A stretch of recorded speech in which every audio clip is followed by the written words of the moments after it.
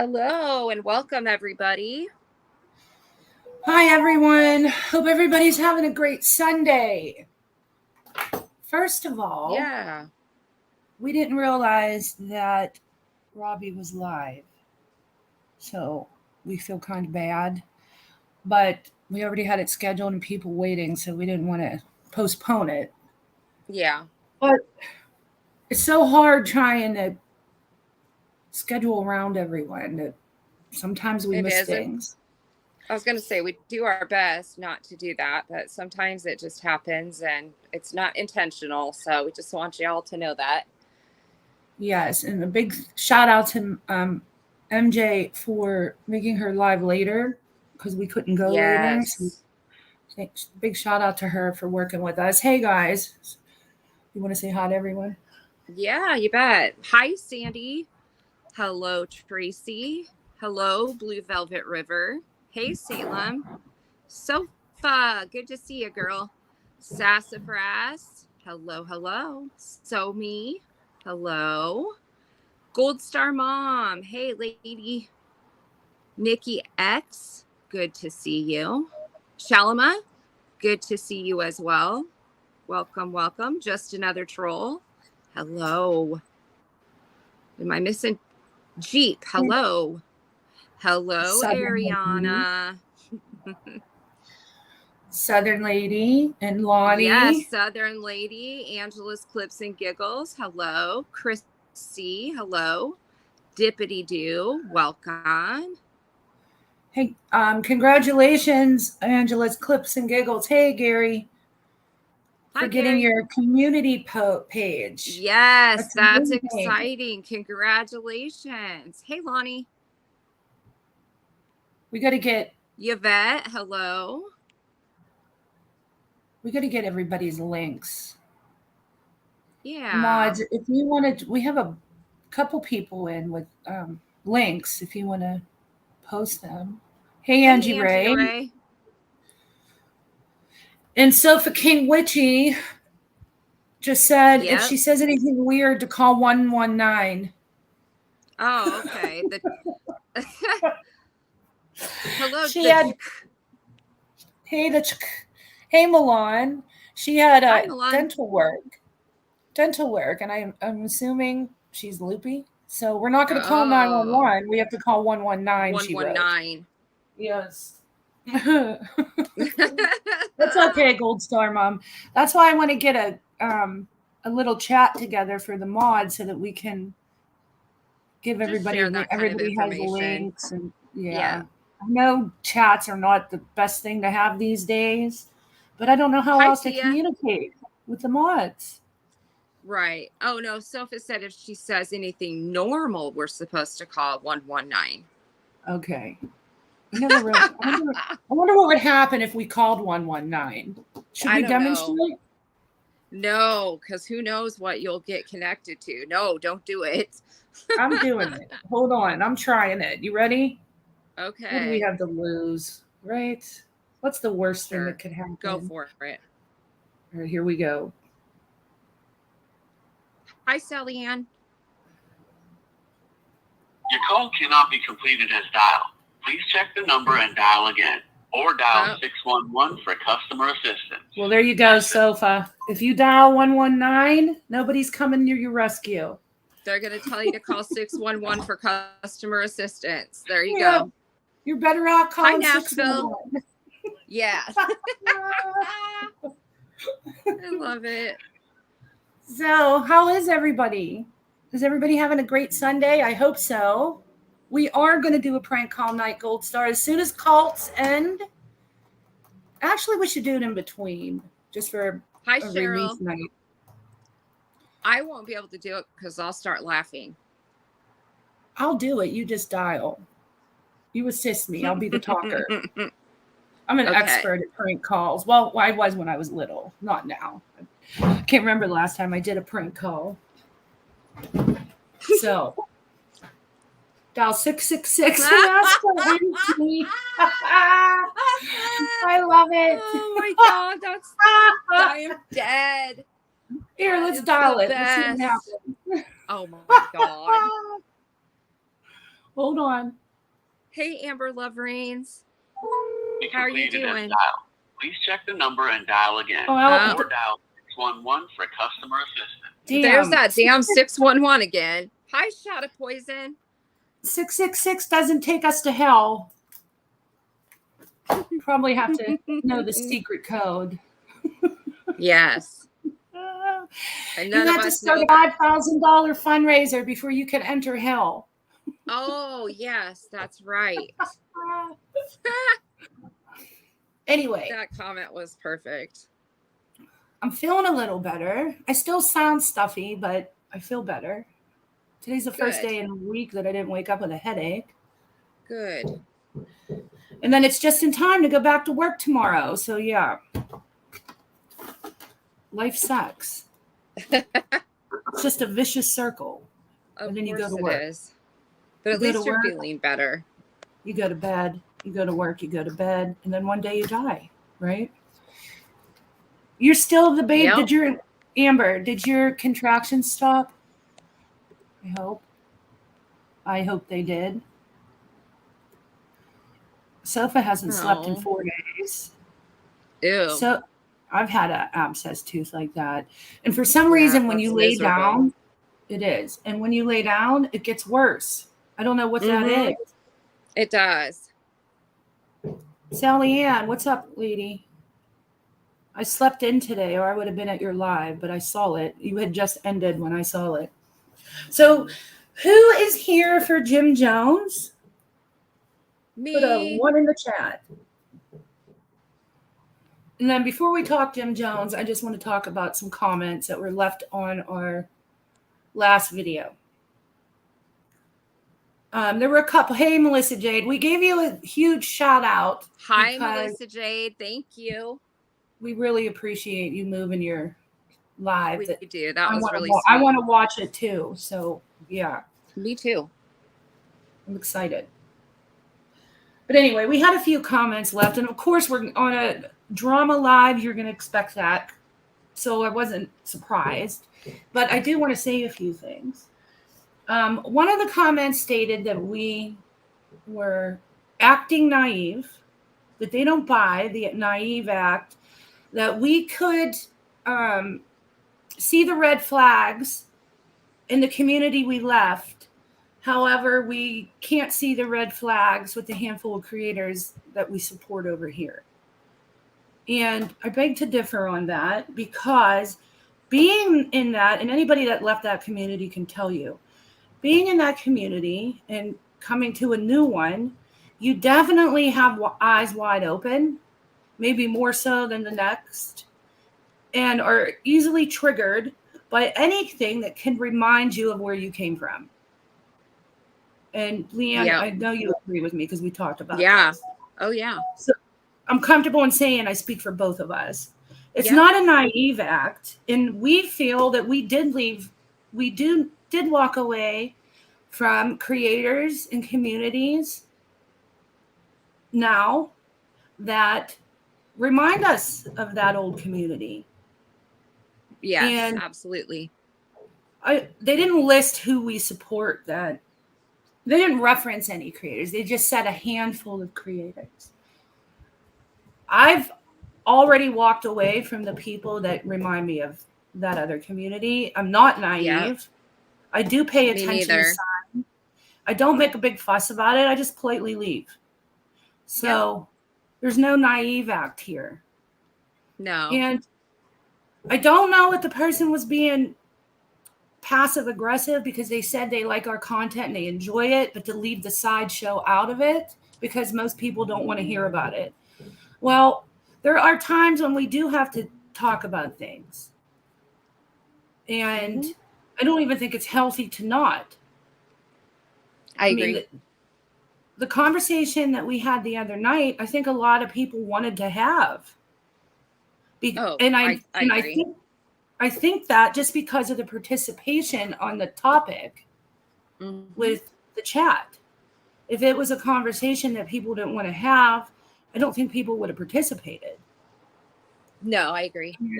Good discussion and good communication is how things change. So I don't believe Absolutely. that we put on an act of naivety. I support the people that I like. And is everybody perfect? No, we're not perfect. I'm sure No. there's things about us people don't like. I mean, we hear Of about it. course. Of course. Not every creator is going to be 100% perfect. And if they are, then I'm Nope. running away just for that, because Yeah, me too. that's not reality. So the people I support, I genuinely like. There's nothing naive about it. It's not like I close my eyes to things. And I agree. that's that. So I had to that. Can I mean, I say like hello other to people's. some- Yeah, go ahead. Sorry. No, go ahead. I'll wait till No, you're done. go ahead. Say hi. Go ahead. Oh, I was And I'll just do- going to say hello to Remy and Loki's mom and Carrie Understood. Dawn K, welcome, welcome. Hey, Dawn, if you want to list the link, if people want to donate, one of our friends is trying to raise funds to go to California and see her son who is in the military. And we had said that we would help, we would certainly agree by posting the link. If anybody would care to donate, you're more than welcome to. So Dawn, if you've got that information on where they can donate, feel free to put that in the chat. Hi, Wyoming Adventures. And hopefully, hello, Charlie, welcome. It's your first time here. We're glad to have you. We're getting a lot of new Charlies. The other night when we were up late and went live twice because we thought we got monetized, there was a Charlie Ann in the chat that I had a lot of fun with, and it was her first time.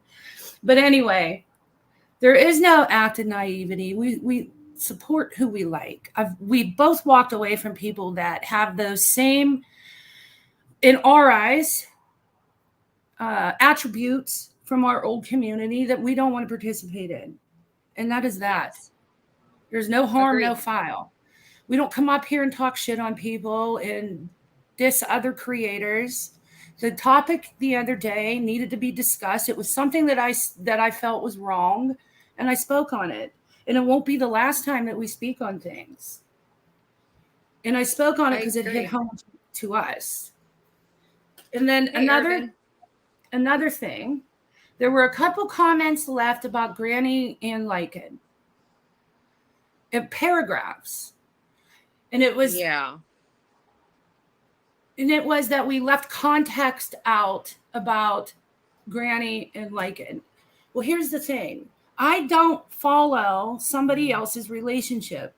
So if there are questions about context of somebody else's relationship, then those questions should be reserved for those two people. I don't know the ins and outs of their relationship. I don't follow it, nor do I want to. I say all the time that private information makes me feel icky. I won't participate in it. I don't watch lives where somebody's bringing up somebody's medical records, somebody's bringing up anything in their private life. It makes me uncomfortable, and I don't watch it because it's none of my business. And I'm the strong belief of if people would stop watching it, then creators would not do it because it wouldn't get the clicks and the views. Mm-hmm. That's just my personal opinion. I'm not saying that people can't disagree and leave comments. You can. We like constructive criticism. But when it comes to other people's relationships, how am I even supposed to answer that? Yeah, we can't. I don't know why they're bringing it because they said we left context out, but I don't know everything about their relationship to put context in. I just know what I see. Right. I just know what I see as far as shit being said that I feel is disgusting, like talking about vaginas constantly. And I'm allowed to not like that shit. And I think that they said that Granny does the same thing or whatever. I think that's the point they were trying to make. But Granny came on my panel and said that she sees by reacting to things in that way isn't productive for her. And she is changing and has changed. And that's her right to do so. I like Jess. I'm going to continue to like Jess. Yeah. I've had a number of private conversations on a lot of things, not just YouTube, but I feel I have a lot in common with her. I feel she's a good person. And yeah, she reacts and gets angry. Is it the way some people think she should? No. Is it the way some people think she should? Yes. It depends on what your style is, right? If you like somebody coming on and replying and responding to somebody in that way, then that's your decision. But she's never done anything wrong to me. I don't feel she's doing anything wrong in the community. And I'm going to continue to support her. If that makes people upset, I'm sorry. I don't tell people who they can like. So, I mean, that's just what I wanted to address. Yes, Melissa Jade, I think private parts need to be left out on all sides. Yeah. And we even talked about that on the live the other night when Granny was up here with Leanne and I and said she knows that she went a little too far sometimes. Okay, that's human nature. People get emotional, people get triggered, and people say things they don't necessarily want to say. It happens. And right. Hi, Delaney. Who am I to judge who's supposed to change and how they're supposed to be? If I like the person and I like their content, I'm going to watch it. If I don't, I'm not. That's all there is to it. Hello, and another one, you know. Yes. Yes, that is Gary, 100% true. Yeah. And then one more thing, and then we'll move on. I don't understand why everybody is so effing angry. Where is all this anger and animosity? Why? I don't have any idea why. I would hate to see that angry all the time. Right. And I felt the other night that we were legitimately having a discussion, and we had a few people come in very disrespectfully. And then when we block them because they were being disrespectful, we get told that we're weak as fuck, that we have an echo chamber, and we get talked shit on. And then we get bashed on other channels. Why? If you have an opinion to add or something to add to discussion, by all means, add it. We didn't try to silence anybody that night. Only if you come in and it's unreasonable. How are you supposed to have a reasonable discussion with people that are flying in here angry as hell? And aggressive, yeah. Hi, Linda McNeely. I agree. And I'm not up here preaching on my freaking soapbox like we're perfect. We're not. But I just don't understand where the anger is coming from on a topic such as that. I understand the anger when in real life private stuff is being advertised and promoted on all ends, on whatever side you're on. I don't agree with it on any level. Right. I can understand the anger but I don't understand the anger in a topic that we were talking about. And it comes from just being white knighting for another creator that you like. Mm-hmm. You can like people and not agree with everything they do. That's true. And you can definitely have an opinion and express things in a respectful way. Leanne and I are not weak as fuck, as it was stated. Right. So certainly that's not. all. So, Delaney, I'm just addressing comments that were left on the on our video the other day, and what happened that night. And people came in angry, and then got mad at us and said that we weren't willing to hear other sides because we blocked them. Well, we're not. If you're going to come in and be extremely disrespectful, because as soon as you do, you lose the argument. Right. So I agree, Jeep. Okay, so that's it. That's all I wanted to say. Do you have anything to add to that, Leanne? No. Nope. Remy has a good point. She said, I think it's probably 50% anger towards people on here and 50% not due to here. Probably. Could be. I know that people, and we say it all the time, nobody knows what somebody has going on in their lives because you don't see it. Mm-hmm. And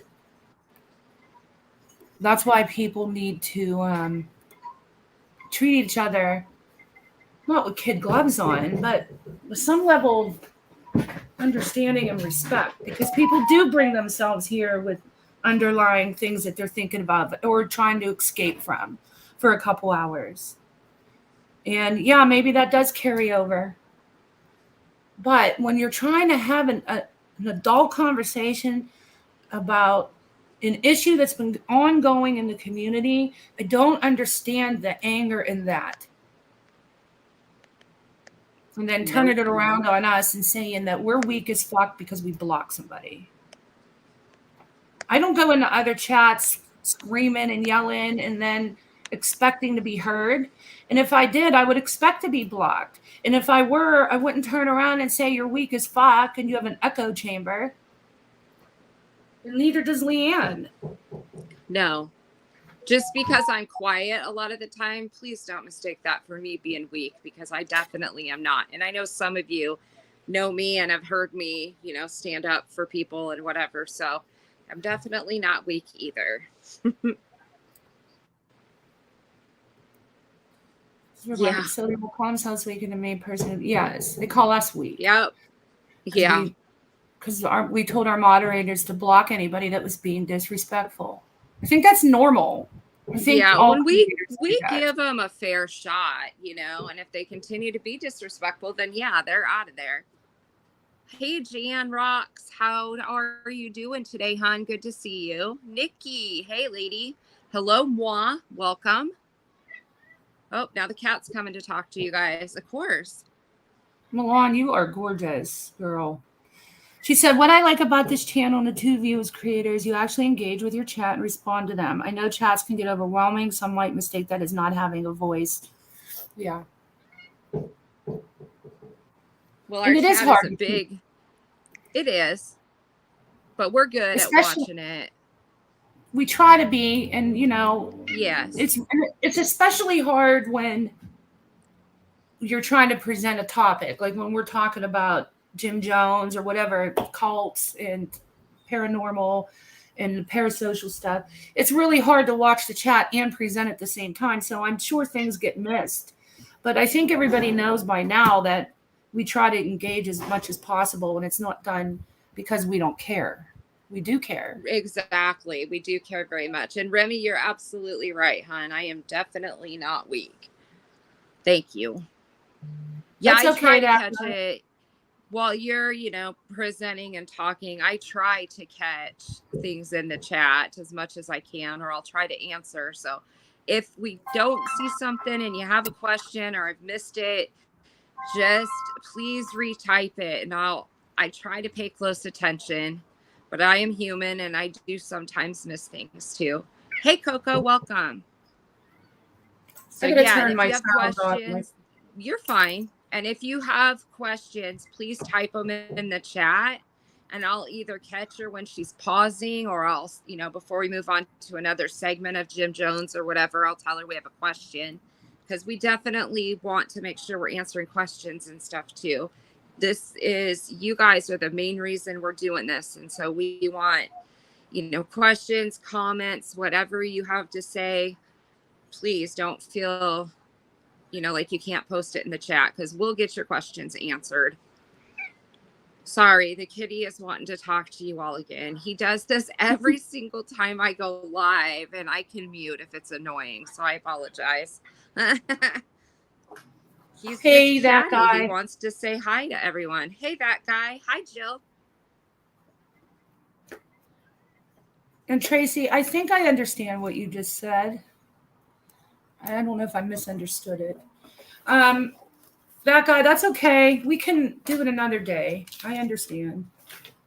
That guy and I were going to go out today and actually take footage of the People's Temple in Los Angeles, because it's still there in the same exact state that it was when Jim Jones held his sermons there. Even the inside, they haven't even changed the padding on the seating.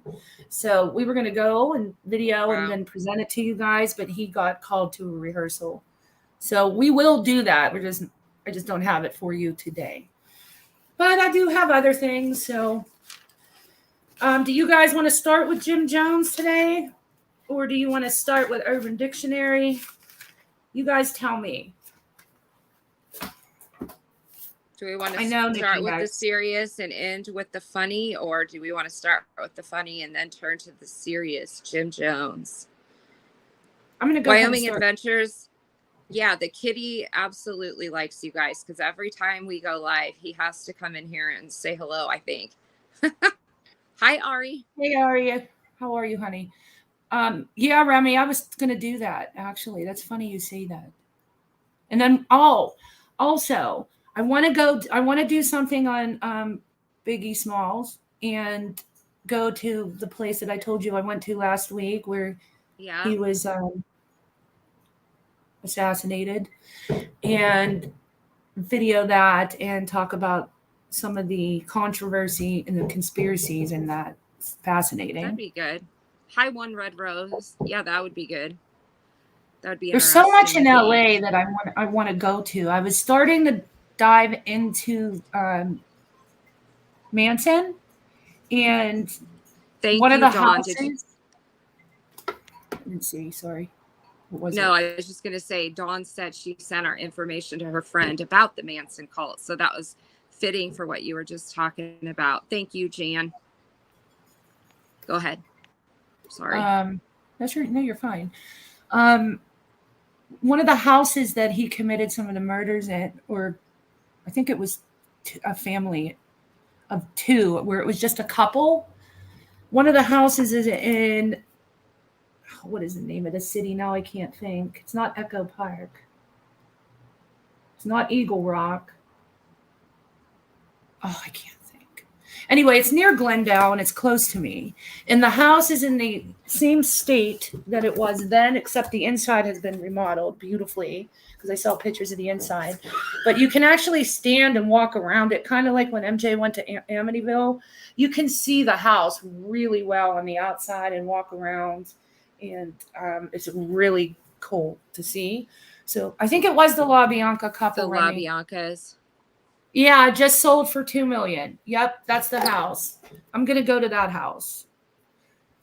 And yes, the cave and the ranch is the house that the Tate murders happened in is no longer there. They tore it down and erected a $1 million mansion. And I mean, we can still go to the land, but it's not going to show the no, but the it's house. Still, it's still the same ground that the house sat upon. So it might be interesting just to see the general area even. Yeah. And then the Spawn Ranch, we can go there. So I started researching all that and getting all the locations together. And there's so many places that we're going to go together. So I'm excited. Oh, really, Nikki? Yeah, that's awesome. I literally just started diving into all of it, so I don't know a lot about it other than I'm gathering a list of locations. And then I'm going to go into the stories for each location. Celio Drive, yes. So that's in the future. Dawn K said that the person that she's trying to get us in touch with, her mother was leaving her dad to run off with the Manson cult. Yeah, I can't wait. So we're going to have that person come up and do an interview with us. Yeah. And Parker. So. That'd be awesome. And Parker got us in touch with a member from the Waco cult. From Waco. Yeah. There's a drone. Do you guys hear that buzzing? There's literally a drone on my back patio, hovering, spying. That's weird. That's the third time that's happened this month. Somebody has a drone around here and they spy on people with it. That's weird. I know. Go get your baseball bat and knock it down. It's not low enough or I would. Oh, darn it. One day I was out there on my back porch having a cup of coffee in the morning and it came down really low. And it was like literally probably 5 feet from me, and I just waved at it. I just sat there and waited. I'm like, get your rocks off. I'm sitting here having a cup of coffee. I'd have flipped So- it off or something. I did. I waved and flipped it off. I would too. See, we're so much alike. That guy of course. said that's why he owns pet. That's funny. It was your drone woo helper. Oh, There's a lot of drones around here, though. What? What? No, I was just laughing about True Helper, Woo Helper, and the drone. Oh. Yeah. So did you guys know, I was reading an article, and Amazon has a blimp, and I believe it's in the UK. Don't hold me to where it's at, but it's not in this country. They have a blimp, and out of the blimp comes hundreds of drones with packages, and they actually deliver packages by drone. Oh wow! And each customer has a landing pad that you get from Amazon, where the drone brings the package and drops on the landing pad, and then flies back up to the blimp, gets more packages, and then goes and delivers. And oh, that's wild. It is. I watched a video of them all flying out of the blimp. It was like a whole nother reality. It was crazy. Yeah, it'd be like little aliens flying out of the mothership coming to deliver your packages. Oh, So look it at reminds this. me of. Hi, Green Eyes. She said they deliver coffee by drone in Queensland. That is so cool. That is cool. That guy. Could you imagine if we did package delivery in Los Angeles by drone? People would be shooting those out of the sky left and right. Probably. I don't think it's even a fucking possibility. Yes, Dawn K, like the Jetsons. That's hilarious. Yep. Okay, so not tonight, we're going to go into Jim Jones part 3, and we're going to talk about his drug use. So we're turning the corner on the good side of Jim Jones, and we're going to start delving into the things that weren't so great. Some of this is super fascinating. I have a lot of videos to add to my to give context to the speaking things that I tell you, and I think you'll find it fun. So are we ready to go? I'm ready to go. Yep. I think so. Yeah, Ari, I want to get in touch with them because you mentioned that last time and I was looking at it. I'm going to try anyway. All right, so let me grab some things here. Okay. Give me one second. If you want to talk to everybody while I go and grab it. This should be interesting seeing now everything we've learned about Jim Jones so far, and now it's kind of turning the corner where he starts getting into darker things. So I think this will be interesting. I'm just going to put a picture up now for while I talk before we go into videos. Just save something to look at. Because I know it gets boring looking at a black screen. His wife was really pretty. She was. Very pretty. Let's see. Which one looks good? This one. There. That's a good picture because he has his sunglasses on. And there's a story behind those sunglasses. Okay. So Jim Jones had a lot of medical issues. And one of those was diabetes. He had heart issues. He had hepatitis, anemia, and rheumatoid arthritis and migraines.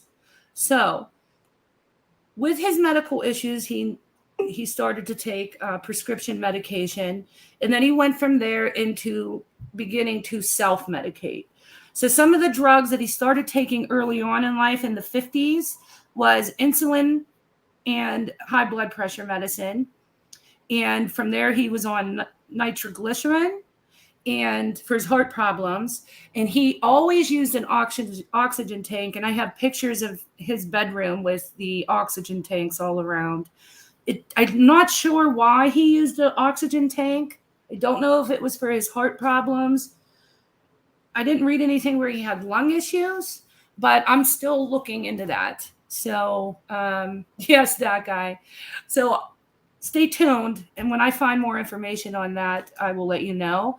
But yes, he had a lot of ailments, and there is so much research out on Jim Jones that it takes me hours sometimes just to find one little bit on one section, like what he did with why he had hepatitis. You would have to read 4 or 5 articles to get to the heart of it. So he's highly researched.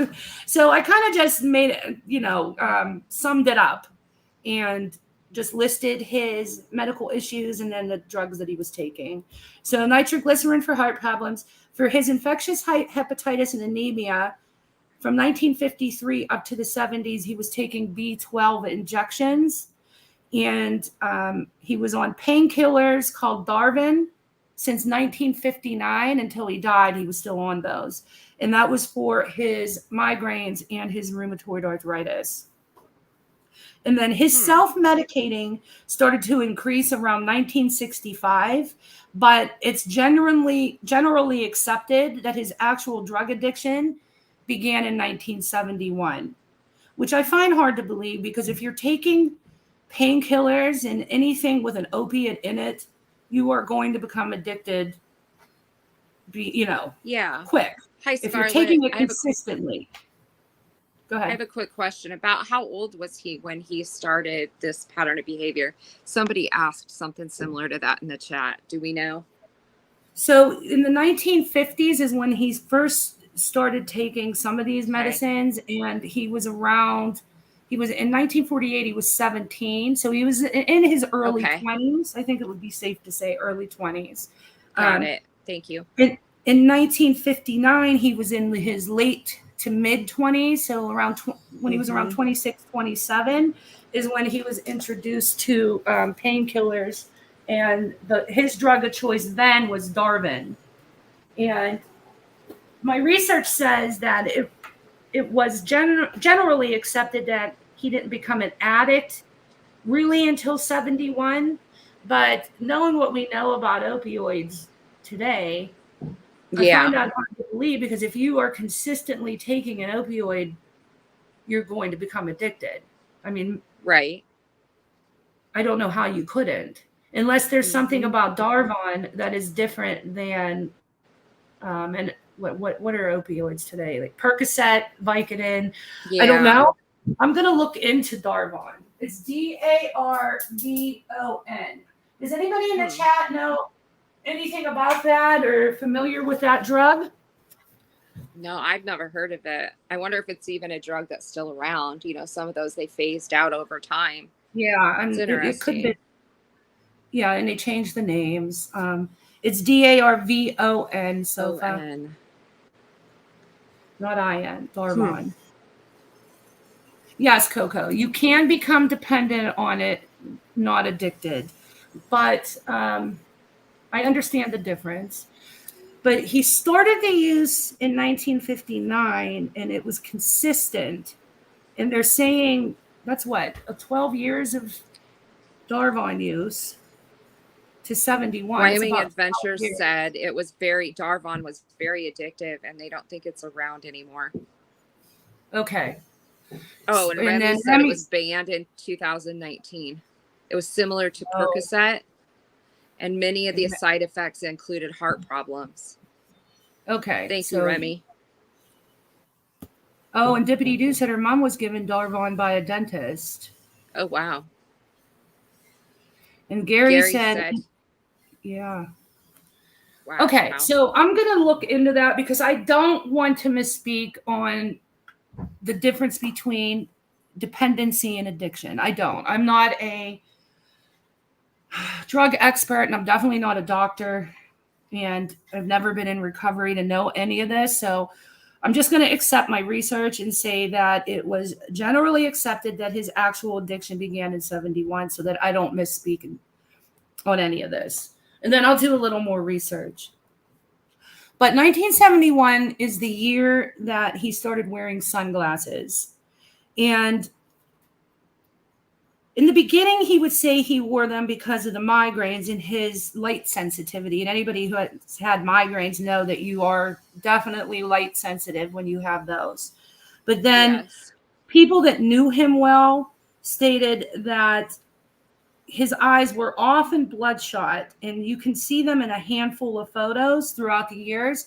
Now, I looked through so many photos till my eyes were crossing, and most of them were black and white, and the ones that were in color were too far away, so I couldn't find any examples of that, but I will continue to look.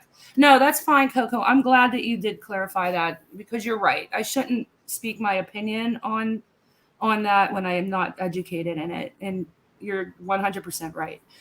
So no worries. I'm glad you brought it up. I know, Yvette. I appreciate that. Thank you. Okay. That guy's like drugs. So even though he would state he was wearing them due to light sensitivity, due to his migraines, the people that knew him well said his eyes were often bloodshot. And I will do my best to find photos of instances of that. I just haven't been able to yet. So in 1971, I found a list of medications that he was addicted to. And it said addicted in my research. Amphetamines, not methamphetamines, just amphetamines, Quaaludes, liquid Valium, morphine, Percodan, oxycodone, and pentobarbital. Wow. So those were all the drugs that he was on in 71. Now, That's he some pretty also heavy stuff. Right. He also did drink, but his choice was to take his medicines, the prescription medicines, and not so much to drink. But he did drink. And his drinks of choice were vodka, whiskey, and cognac. His alcohol intake was not as intense, though, as his drug use. But he did mix the two at times. I know, Remy, that is a lot of pain meds. So he took the amphetamines, which is a speed, because it kept him alert. So he was able to preach and rant on for hours and hours. And his sermons did often last hours and hours. And he did them more than just on Sundays, sometimes weekly, every night of the week. So he was taking it as a way to stay awake. And I did find that I don't know why he was using an oxygen tank, but he was using it a lot more in the 70s than he had in the beginning. There were rumors that he experimented with cocaine and heroin at some point in his early days of his drug abuse, but there's no actual hard proof of it. There were just testimonials that people said he experimented with it that knew him, but there's nothing that can prove it. Oh, you did, Dawn said, okay. I was just going to say that. Yeah. What's OM? What's OM, Dawn? I don't know what OM is. If you could email it to me, then I can pull it up on the screen for the chat. But if you send it to my phone, I won't be able to. Hey, Gold Star, I'm glad you're back. Okay, so those are only rumors, but they were rumors from people that knew him that he did experiment with cocaine and heroin. But that was early on. They said it was nothing that he did when he was in Jonestown. He also was known, especially in Jonestown, to abuse antibiotics and his insulin. So anytime he got sick, he would take an antibiotic for everything. So for his anxiety and depression, he began injecting Elavil, and I'm not sure if I'm saying these medicines correctly, but he began injecting himself with Elavil and Placidil, Placidyl, for depression. And Elavil is Elavil. I don't know if anybody in the chat is familiar with either of those. Okay, that would be awesome, Dawn. Can you send it to my shenanigans email? And then he also took liquid Valium for anxiety, but he mainly did that in 1978. He was a walking pharmacy, Wyoming Adventures. Yeah. And then when he did die and they did the autopsy on him, they found an amount of pentobarbital in his system that should have killed him, but he had built up such a strong tolerance to it, it didn't affect him. So in the autopsy, he was full of pentobarbital in levels that should have killed him. But that's how long he was taking pentobarbital. So let's see if I have a video on that. No, not yet. Okay. So drugs in the People's Temple. At the People's Temple in California, as well as in Jonestown, but more so in Jonestown, there were more in Jonestown, it was stocked with thousands of doses of dangerous drugs that were smuggled in, especially for Jonestown. They had smuggled them into the country.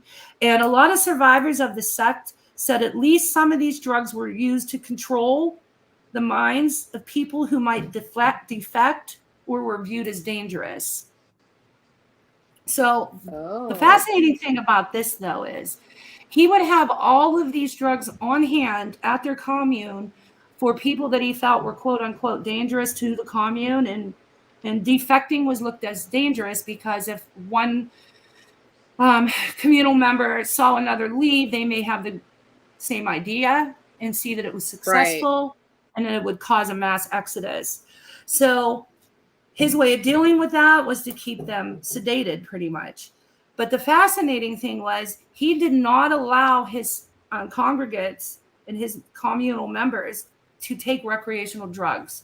So in Jonestown, there was no recreational drug use for the congregates and the communal members other than himself. He was the only one that participated in recreational drug use. And that was testimonial that came from his biological son, Stephan. Wow.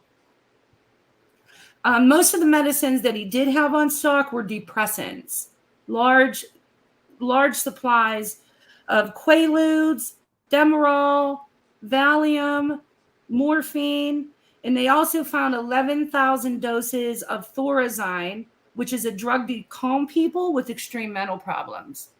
And that was all stocked in his Jonestown People's Temple. Dawn, the email address is shenanigans231@gmail.com.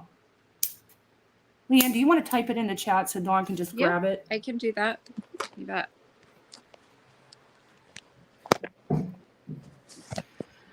So the profile of the drugs that he had in supply were,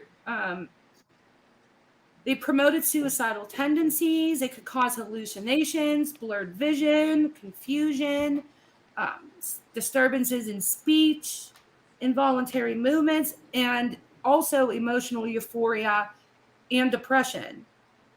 So since there's no records of this, it was impossible to determine how frequently or extensively the drugs were being used.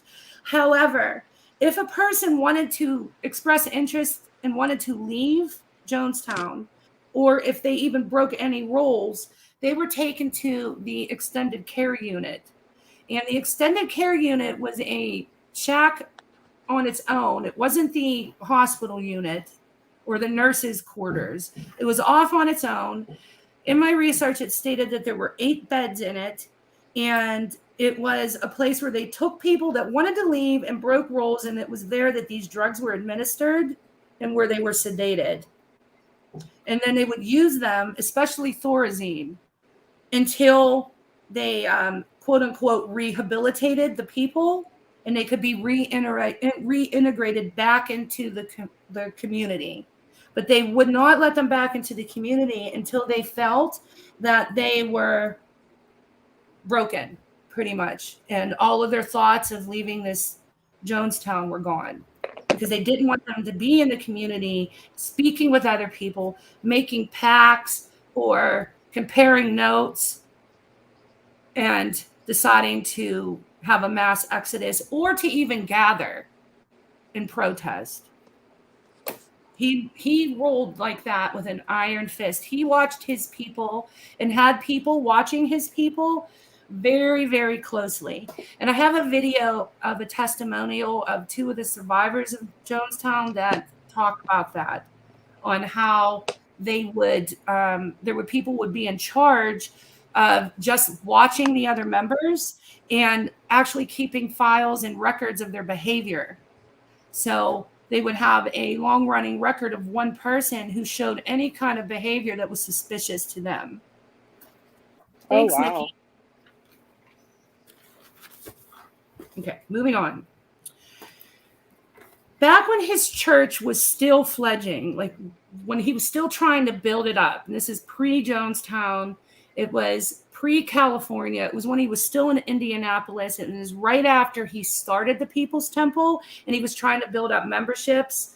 I believe he's had fewer than 100 members.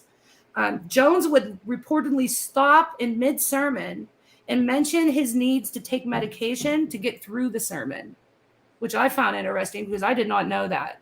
So he literally would be speaking, and he would stop and he would literally tell the congregation that I need to take my medicine now. And he would pause, take his medicine, and then continue. And his medicine then was the amphetamines to keep him awake. He told people that he didn't like doing it, but he needed the pills to alleviate the discomfort from all of his ailments, which I listed to you, and to also have the energy to keep moving on with his sermons. And like I said, 1970s is when he is recorded as becoming heavily involved in drugs on a regular basis, and he had no problem getting access to whatever he wanted. This is when people were really looking at him as a messiah, as pretty much somebody that could save the world and knew the answers on how to fix the social and political problems of the day. So people worshiped him.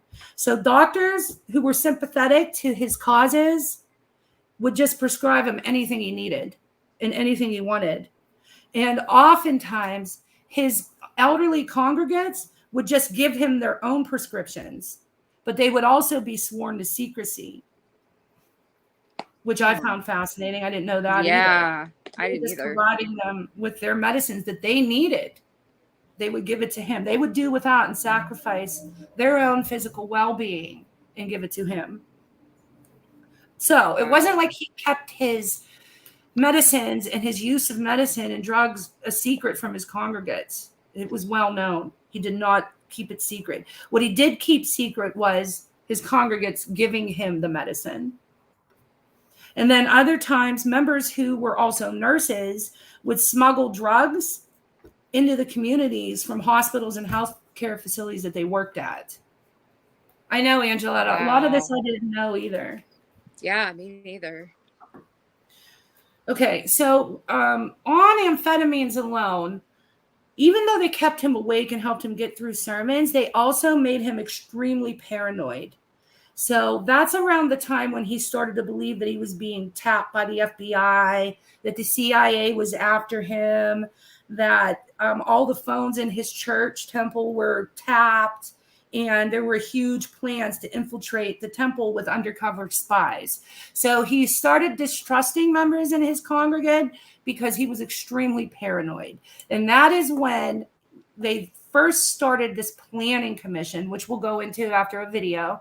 And members that acted suspicious in his eyes and in his leadership council's eyes, that's when they would start keeping record of their behavior and tracking them.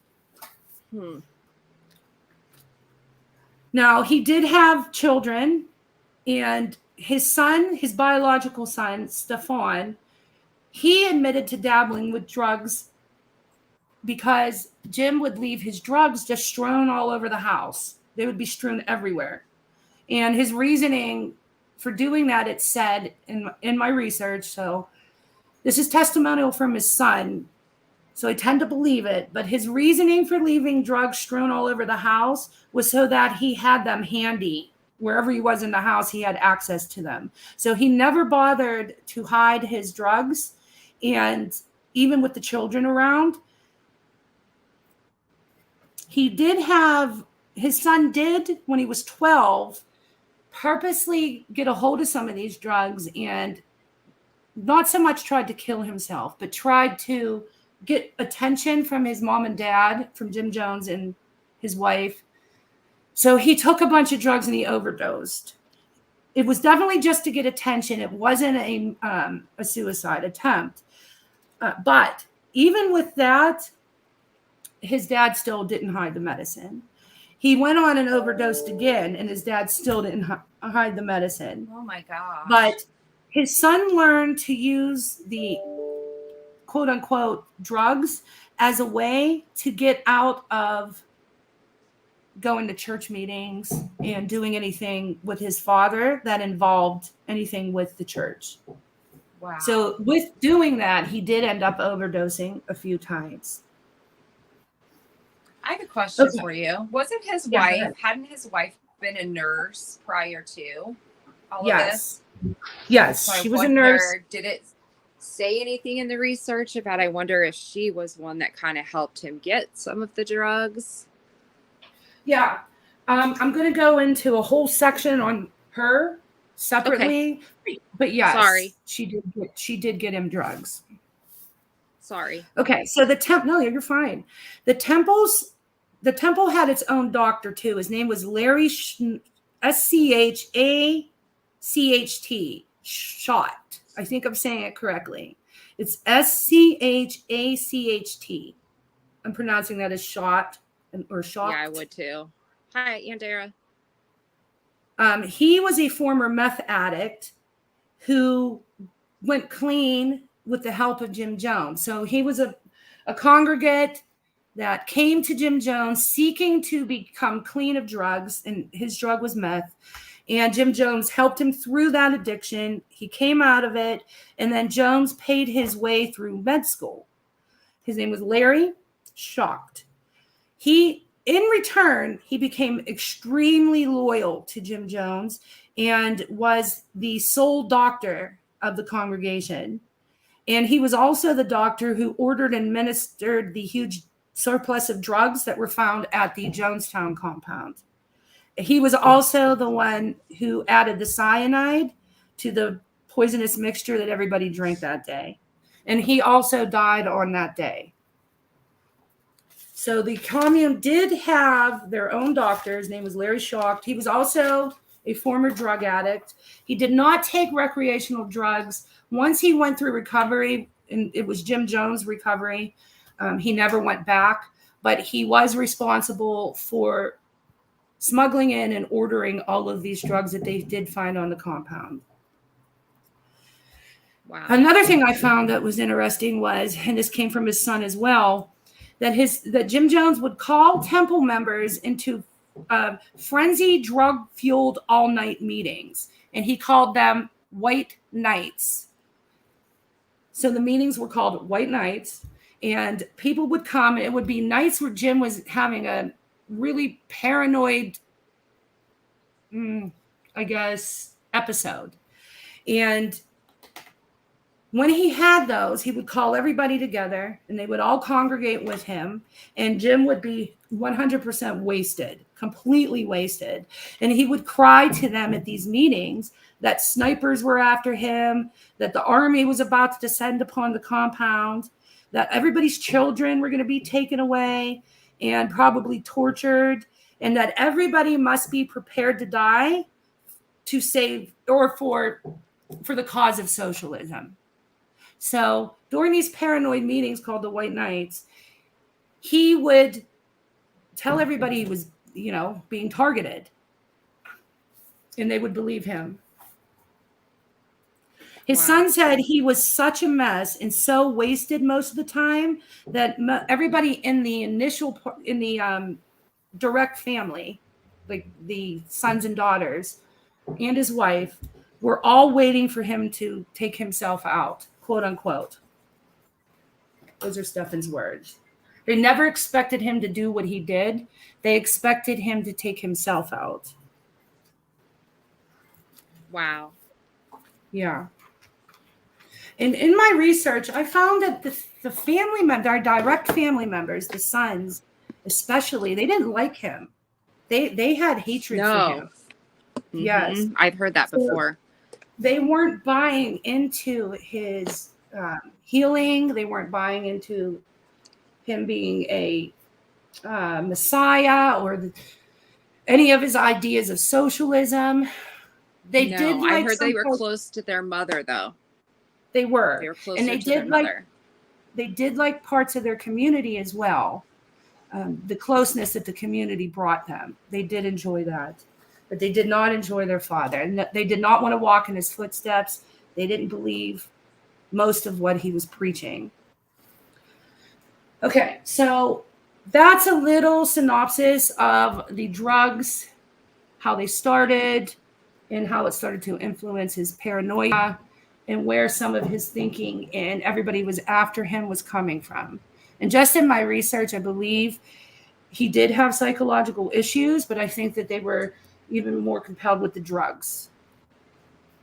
Because if you read a lot of those drugs, side effects is paranoia and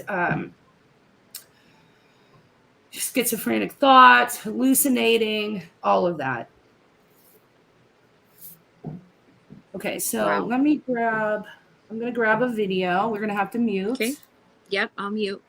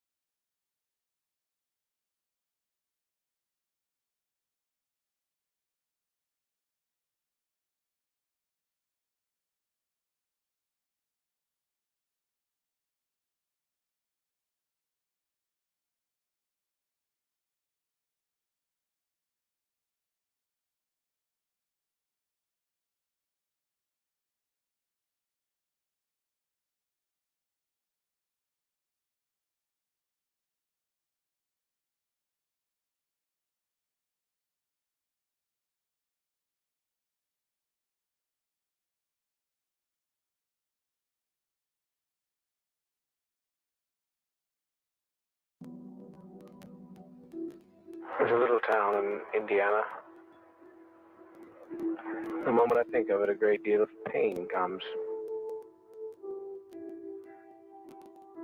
As a child, I was undoubtedly one of the poor in the community. Never accepted. Born, as it were, on the wrong side of the tracks. I grew up with Jimmy Jones. We started first grade together. My brothers used to go over to Jimmy's house and hung around his barn, which was where he played. From the time I was 5 years old, I thought Jimmy was a really weird kid. There was something not quite right. He was obsessed with religion. He was obsessed with death.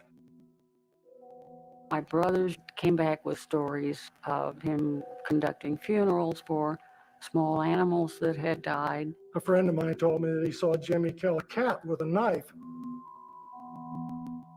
Well, having a funeral for it was a little strange. Killing the animal was very strange.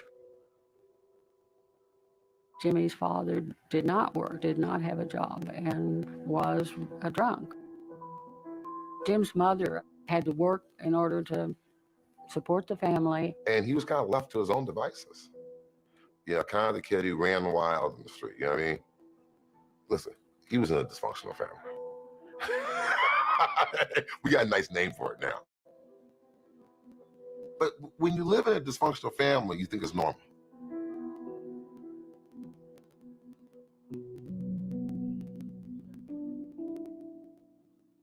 Feeling as an outcast, I'd early developed a sensitivity for the problems of blacks. I brought the only black young man in the town home, and my dad said that he could not come in. And I said, then I shan't. And I did not see my dad for many years.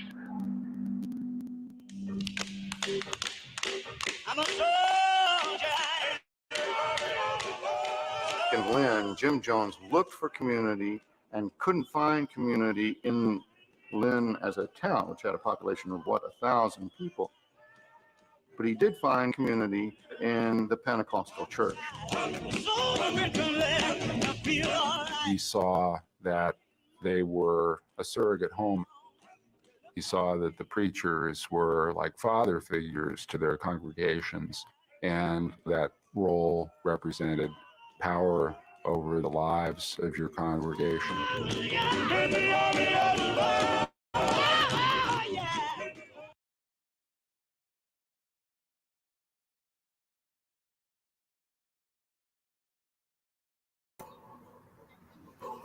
Okay, so that was a little background on all the things that we talked about in part 1 and 2, summed up on his history. But while we were discussing the good parts, there's some things that I found in some of this research that kind of make me question his behavior with animals.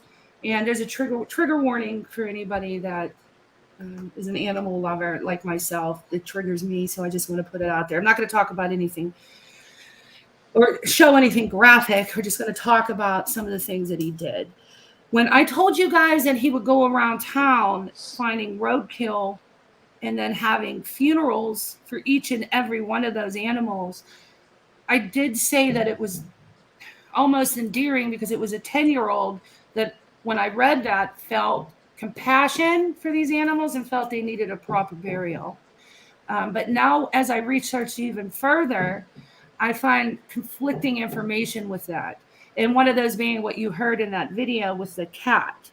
So I'm going to dig even further to see if I can find anything more on how he treated animals to try to find the truth. There were people that said he was an animal lover, would do these things out of compassion with roadkill, or there were people that said that he would use animals as sacrifices and then have a funeral with them. Somewhere in there is the truth, and I need to keep digging deeper to find that. But still, these are things that I never originally knew about. Yeah, me neither. But Jim Jones had a dad. His dad was a World War I vet. He was exposed to gas and chemicals, as we talked about before, and he was extremely disabled. And he was also an alcoholic. He then did have a stroke, which left him as an invalid, and that is when Jim Jones' mother left the dad. The mother was constantly working to support the family, and if she did not work, her family threatened to cut her off on any help. One of the things they did to help Jim Jones and his mother was they bought them a shack. So they threatened to take things away from her if she did not continue to work. And like I said before, his mother was very loud, very obnoxious. She did smoke and drink and just not like quote unquote a lady from the times. So he grew up in a family that was not there for him. And one of his quotes from his childhood was, quote, "I didn't have any love given to me. I didn't know what the hell love was," unquote.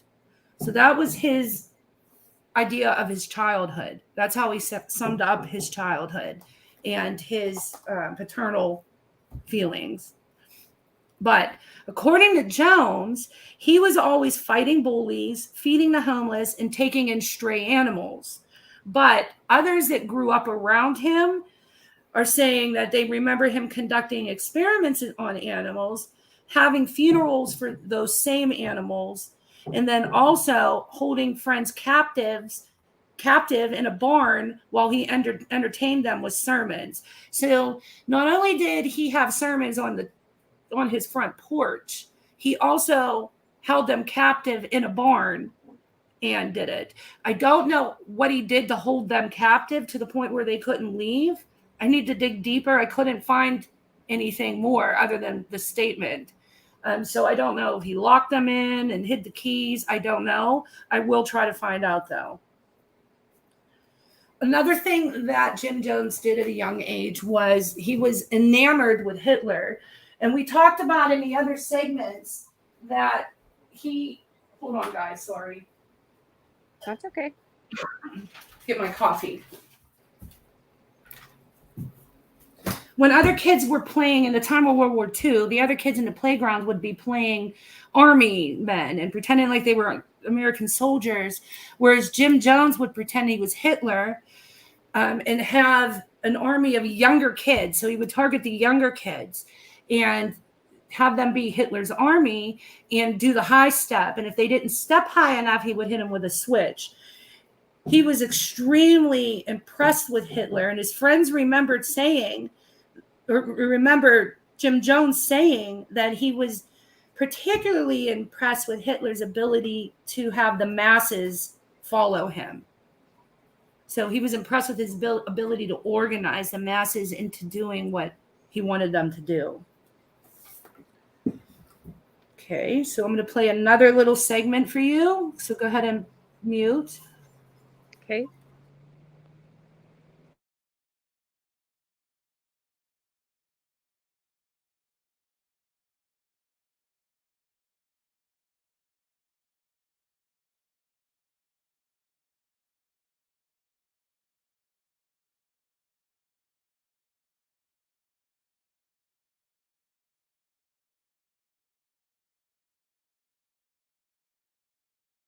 Dope you can imagine. Without our Pastor Jim Jones to teach me the right way, I would not be in college right now. And for me, that was like, wow, man, I like that. Thank you very much. Thank you. It was an interracial group. The choir was interracial.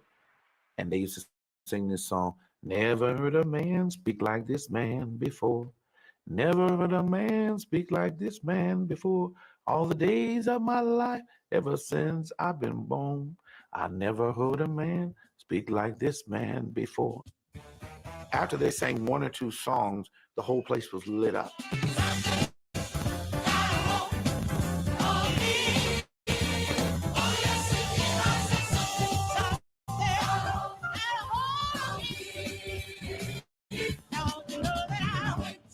The People's Temple services, they had life, they had soul, they had power.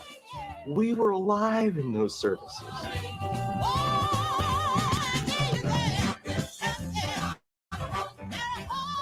I would be up jumping in the balcony and clapping my hands. If you came in as a stranger and didn't know anything about the politics, you were thinking you were entering an old-time religion service.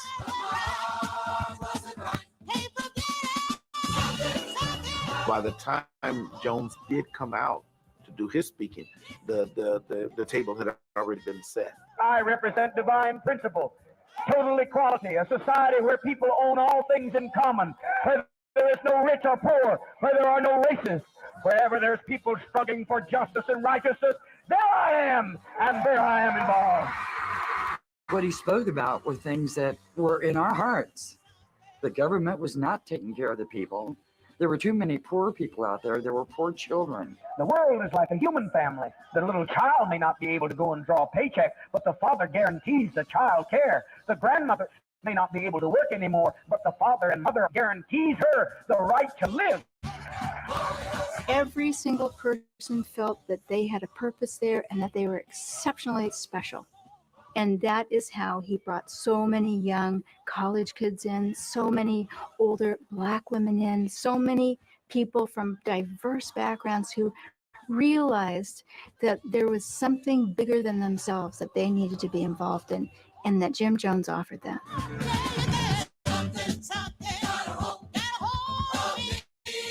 I went home, told Mom, you know what, this is the right church for me. It was the next week that I became a member of People's Temple.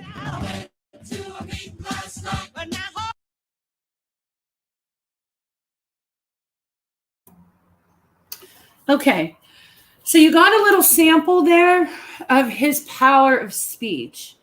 He was a flamboyant speaker. He was extremely charismatic, and he had a drawl. People were drawn to him. His sermons were extremely lively. You saw they were not like a church where you're sitting in church and everybody's quiet and respectful, and people were up out of their seats. They were dancing. They were hugging each other, kissing each other, just being in the moment of being together. And you have to remember, his People's Temple was the first major Midwestern church in Indianapolis that wasn't segregated. So this in this time, in this day, Jim was all about ending discrimination, homelessness, poverty, starvation, all the things that plagued the people of that time. And he made a change. And people, when they went there, they felt that change. And I talked about in the first parts where he wasn't so much preaching religion as he was preaching a utopia where people were integrated together. There was no homelessness. There was access to medical care. He had the black people sit in the front with the white people. If you look at in some of the videos, you see black and white side by side, hugging and holding hands, which is common in these days, but it was not then. It was frowned upon then. So he offered this new world. And you've heard that ex-members say that he spoke things that they were thinking but afraid to think. So he took all of the practice that he did when he was a child, with all those sermons on the porch and locking people in the barns, and he made it come to his obsession with Hitler and to organize, and made it come to a fruition for him and his political and social values by way of being a pastor. Does that make sense? Ari had a question. Do you know, was his mom alive when he started really getting into all of this kind of stuff now? Yes. His mother was alive. She did not agree with his religious obsessions. She did agree with his sexual obsessions. Like I said, when he was in high school, he kind of strayed away from being obsessed with religion and went to sex and would educate all of the kids in the community and hold sex sermons where he would teach them the birds and the bees and go into graphic detail. And his mother was actually proud of that. Okay. But so the People's Temple, when he started his own People's Temple, and he left his home base of Indianapolis church system, is when he really started to kick into gear in getting people involved by making them these big promises. People were invited into the community where everyone was equal, regardless of skin color, and he would offer them food and a place to live. And he put, sorry. Could you guys hear me? Yeah. Oh, okay.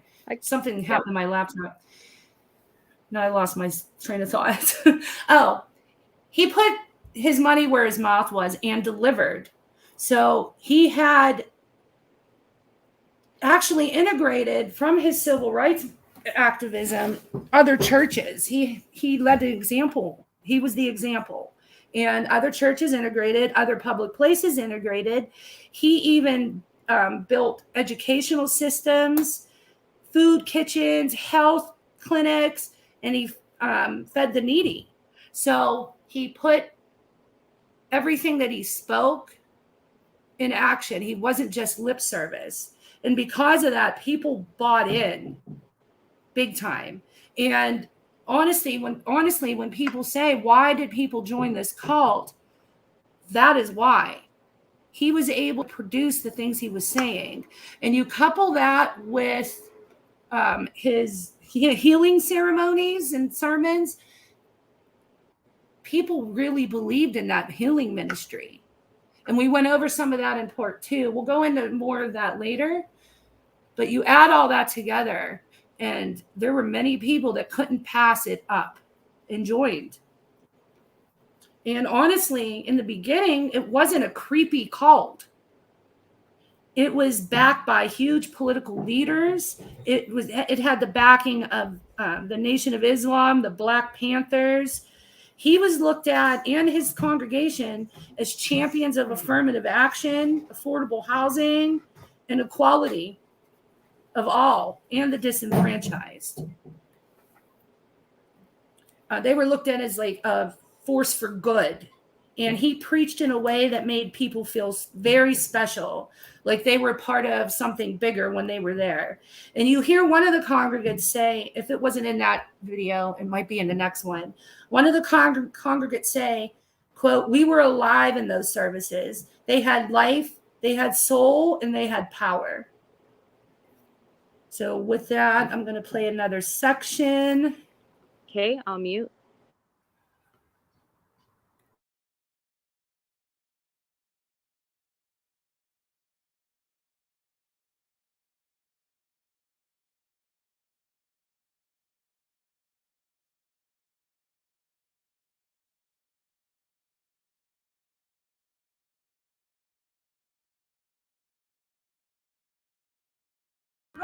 People's Temple really was a black church. It was led by a white minister, but in terms of the worship service, commitment to the social gospel, its membership, it functioned completely like a black church. He talked black. He really understood it. He understood how it was to be treated differently. And that's from his roots coming out of Lynn. When people heard Jim, they didn't look upon him as being a white preacher, you know. People didn't look at Jim as being white. He was not white. He was just their preacher. You going to go to Texas with me when I have that I was campaign? just wondering whether I could go now. I'm about to go. Why, of course you'll go. You went to Mexico with me. As older people joined, it took a year or so, and he convinced the people that, you know, he was doing so much in the community. And so why not, rather than just tithe your 20%, why not sell your home? Give the money to the church. And that is what people began to do. Now, in this church, what have we done in a short time? We have 4 senior citizen homes that are the most innovating, the most beautiful you want to see. They had their own rooms. They had every need taken care of. They had their food provided. They were well looked after. Now, my home is stone block, and there's not a piece of new furniture in it. But our senior citizen homes, they're elegant. And that's beautiful. They were giving their life's money and savings to the church, but in exchange, the church was agreeing to take care of them in the community, not just in a nursing home. Surely, he's able to carry. Well, it got to the point.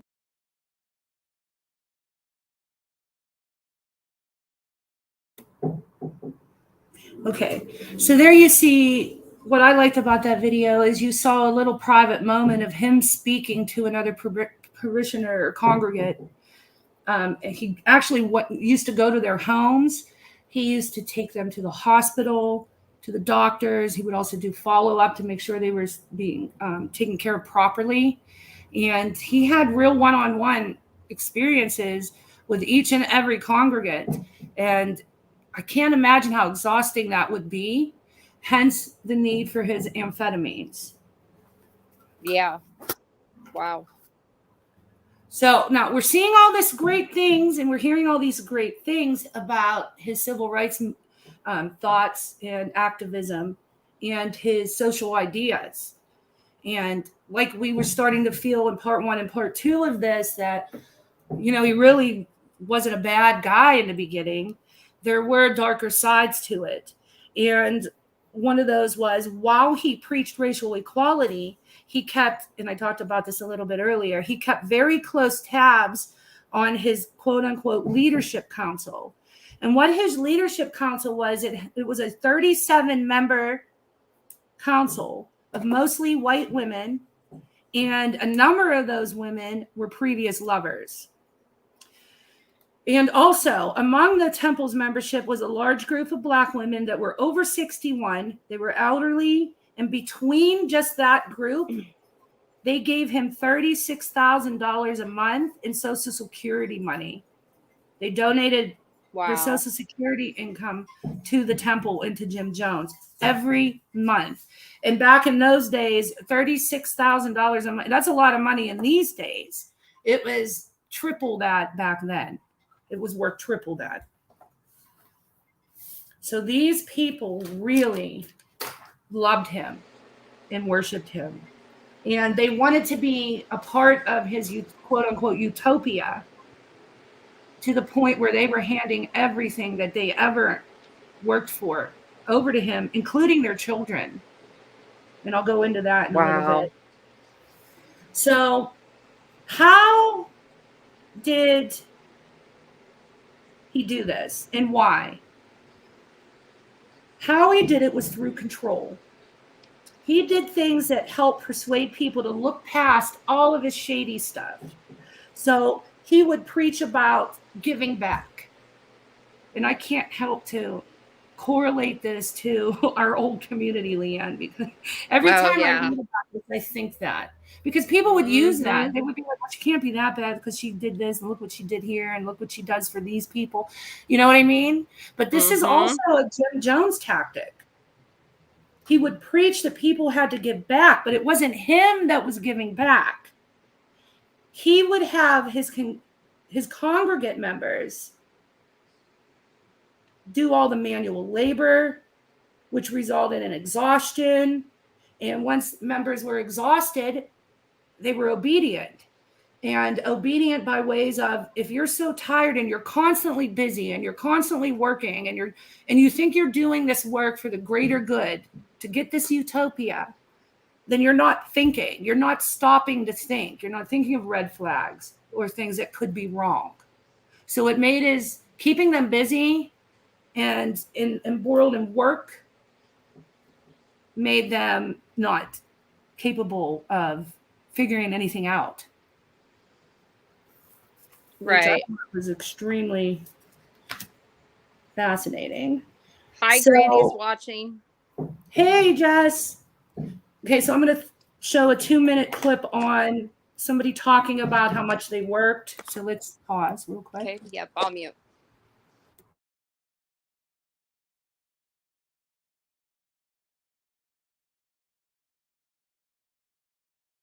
Where there were so many duties in the temple that some people had to become full-time. So when you were full-time temple, you worked about 20 hours a day. My week kind of ran like this. I'd work my regular job on Mondays, you know, from 8 to 5. Then I'd work on files. There were people who ran rest homes. There were animals to be taken care of. There were the publications. Everybody had a job. Wednesday night, we'd have a meeting in Redwood Valley, and I'd go to the meeting for till probably 10 or 10:30. We turned our paychecks over every time we got paid.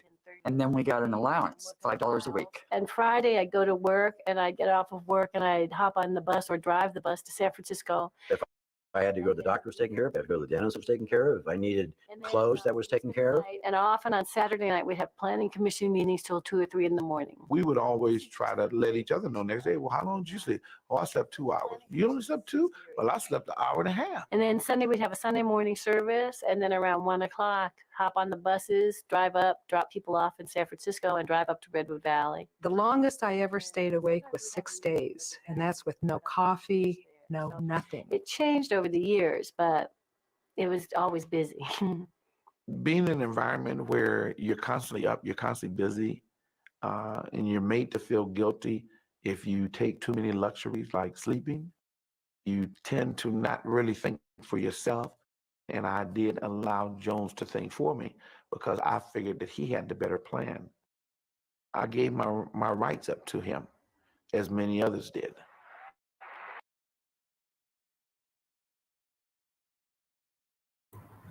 And there you heard it, straight from their mouths. The people that were there, the people that participated in the work, they kept so busy and they had so much blind faith in him that they did not think. And they were sleep deprived. So exhaustion led to obedience, and faith led to obedience. So that was one way he kept control. Another way was through blackmail, where he would literally have members sign blank papers. They called them, quote unquote, compromises. And he made sure that he had something on every single member. He made sure he had something that they would not want to get out to not only the congregation, but to anybody. He would threaten to let everybody know, family members, spouses. He made sure that he kept these files, and in those files on every member was something that he could use against them. So he also kept control through blackmail. He would do secret recordings, the whole gamut. He also used their children as leverage, which I don't know when you start to get into this. I know everybody was exhausted and they were obedient, but there were thousands of members at this point. He had to have factions within his own organization that were talking. There had to be. Because like you and I, using you and I as an example, even though we were so ingrained in that community over there, we still talked. We still, at the end of the day, would call each other and say, "What do you think about this?" And Yep. it, the human mind is inquisitive, and Yes. he had to have people asking questions. So when that happened is when he would start using Thorazine to sedate those thoughts. And he wouldn't I let thought. Go ahead. No, sorry. Go ahead. No, go ahead. I was just going to say, I thought too, in that controlling them, that whole financial piece, what stuck out to me is he would only give them an allowance of $5. And I realized that, that was several years ago. But then I thought, I guess, if you're not sleeping and you're not having time to do anything else, you wouldn't need probably much more than that, because it's controlling their financial situation, their time, everything. Right. And you heard the guy in there say that if he needed anything, if he needed to go to the doctor, he was taken care of. If he needed to go to the dentist, if he needed food, if they needed anything, it was taken care of. So they traded their freedom for that thought of comfort. Also, by just giving them that $5 allowance, kept them stationary as well. So if they did have thoughts of escaping, they didn't have the means to do it. They would escape broke and with nowhere to go. In his mind. Point. I'm sure some have families that they could go to. Okay, and then the third way that he would keep people there was through abuse. And the abuse didn't start until after he moved the congregation to Jonestown. And some of the forms of abuse was he would, a trigger warning for anybody that this may upset, he would use public beatings, solitary confinement. I've already mentioned drugs, sexual assault, electric shock, and public humiliation. So people would be shamed in front of the whole congregation if they broke the rules. Another thing he started to do early on was he liked to be referred to as Father Jones or Father Jim. But as his congregation grew and his need for power and control grew, once he got to Jonestown, he was requesting everybody to call him Dad or Daddy. But the fascinating thing is he wanted them to call him Dad or Daddy within the commune itself. He did not allow them to call him that when there were outsiders around. So you weren't allowed to speak of him as Dad Jones or Daddy Jones if there were non-members there. Yeah. Quite fascinating. Yeah. Okay, so let me play another little snippet. Okay, I'll mute. Okay.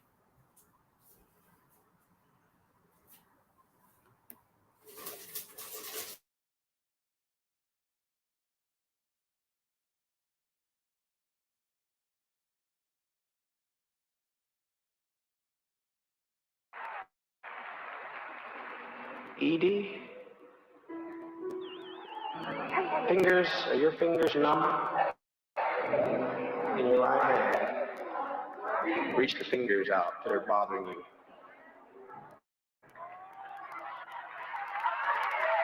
Now, is the pain gone?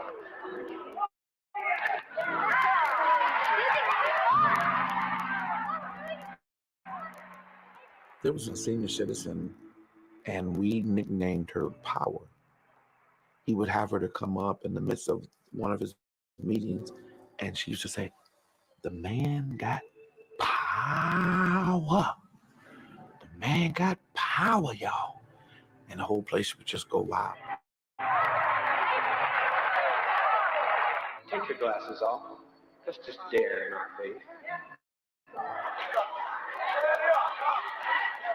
Now, look at my face. I love you. The people love you. And most importantly, Christ loves you. What do you see? One finger. One finger. One of the most incredible healings to me was this little old lady, and she was in a wheelchair. Jim said, "Darling, you know, today is your day. You're gonna get healed today. So we're gonna heal those legs of yours. You're gonna walk again." And the whole auditorium went totally crazy. Come forth, my dear. Stand up. Take that step. Bless your heart. Take that step. And she takes this real slow, shaky step. She said, "I can feel it." He said, "Yes, I know you can feel it. Now take your other leg and do it." And it's another real slow, shaky step. And he says, "Now I want you to walk toward me." Move forward.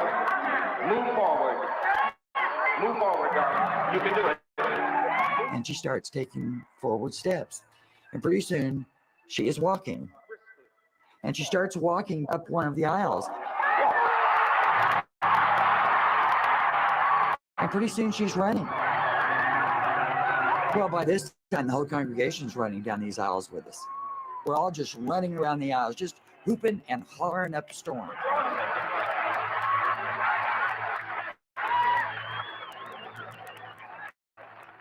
Later, I found out that this person that I had seen healed and cried with was really one of the secretaries made up to look crippled and blind. Never shall forget what he's done for me. Oh, what he's done for me. Oh, what he's done for me. Oh, what he's done for me. I never shall forget what he's done for me. For those people. Okay, I know that was a repeat when we covered his healing ministry. There was some repeat clips there, but I wanted to enunciate it again because everybody asks, how? How did he have this control and this power over so many people? And you saw an example of that. It was a combination of bringing lip service to reality. His ideals of racial integration came to fruition. His ideas of helping the poor manifested. His ideas of curing illnesses and miracles occurred. And you pair that with charisma, the ability to orate like none other, and an atmosphere that gave people life, and you have a dangerous and powerful leader. So I'm going to stop my presentation tonight. We'll go more into his sexual background and his cheating. Where he gets even darker. It gets even darker. Yes. Yeah. Jill had some questions for us. I'll highlight it so Go we ahead, can Jill. answer. Personal operations for you two. Do you remember who brought up the first concern between you two and when she'd go live all day or numerous times would she get angry? Well, yes. Yes, I remember that. I don't know if it's the same instance that Leanne and I had, if we share the same instance. But I remember starting to notice things when I forget what happened. Oh,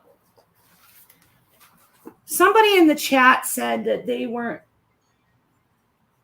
I think the mods all complained about the panel. I forget how it was brought up, but she made this announcement that she was no longer going to have panel members, and the way she, which is fine, but the way she presented it was very hurtful, because she said anybody that ever comes on my panel always ends up wanting to start a channel and gets popular. And I don't trust anybody. Yeah.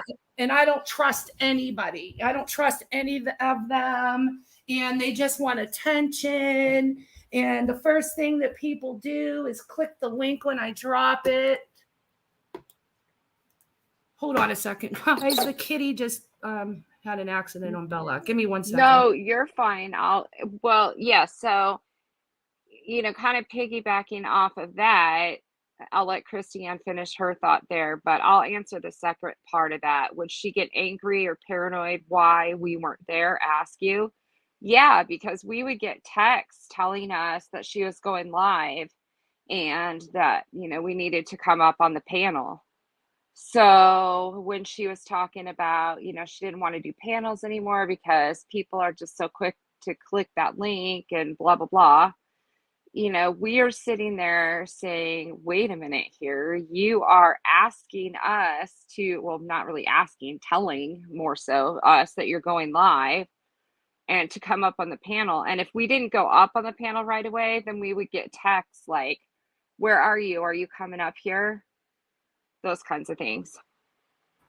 Okay, I'm back. Yeah. So what would happen, what people didn't know what happened behind the scenes, because we didn't run around telling everybody, oh, we talked to her every day or whatever, but she would literally text us and ask us where we were if we weren't there. And sometimes asked me when I was getting home from work. And then this picture was painted one day out of the blue that the panel guests just weren't trustworthy and wanted attention and just wanted to click the link. And that's when Ann and I called each other and said, what the hell? And I literally went totally off the grid for 3 or 4 days. We both did. Did you too? I can't remember. Yeah, we both did. And she was calling me like, where are you? What's wrong? And I wouldn't answer her because I was upset. And, maybe it was immature that I didn't answer her. But I did end up calling her after 3 or 4 days and telling her that was hurtful, because not only was she saying it, everybody in the chat then, whatever she would say then became truth, right? And we see that happen all the time. Whatever she said up there became the truth for the chat.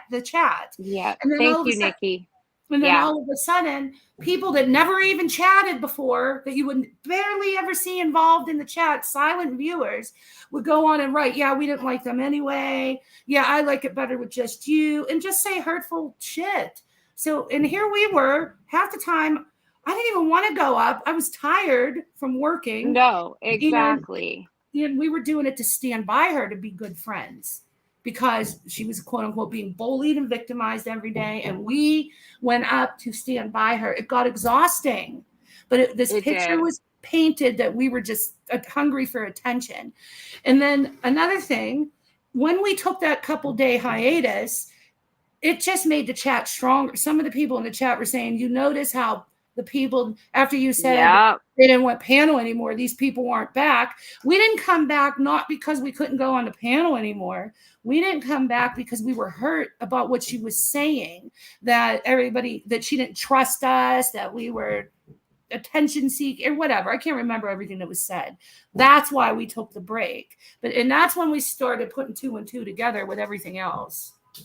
Oh, yeah. Well, and I'm seeing here in the chat, then she would say that it was we were jumping up there on the panel, right when the link was dropped. It was like, no, she told us beforehand that she was going live and to come up there.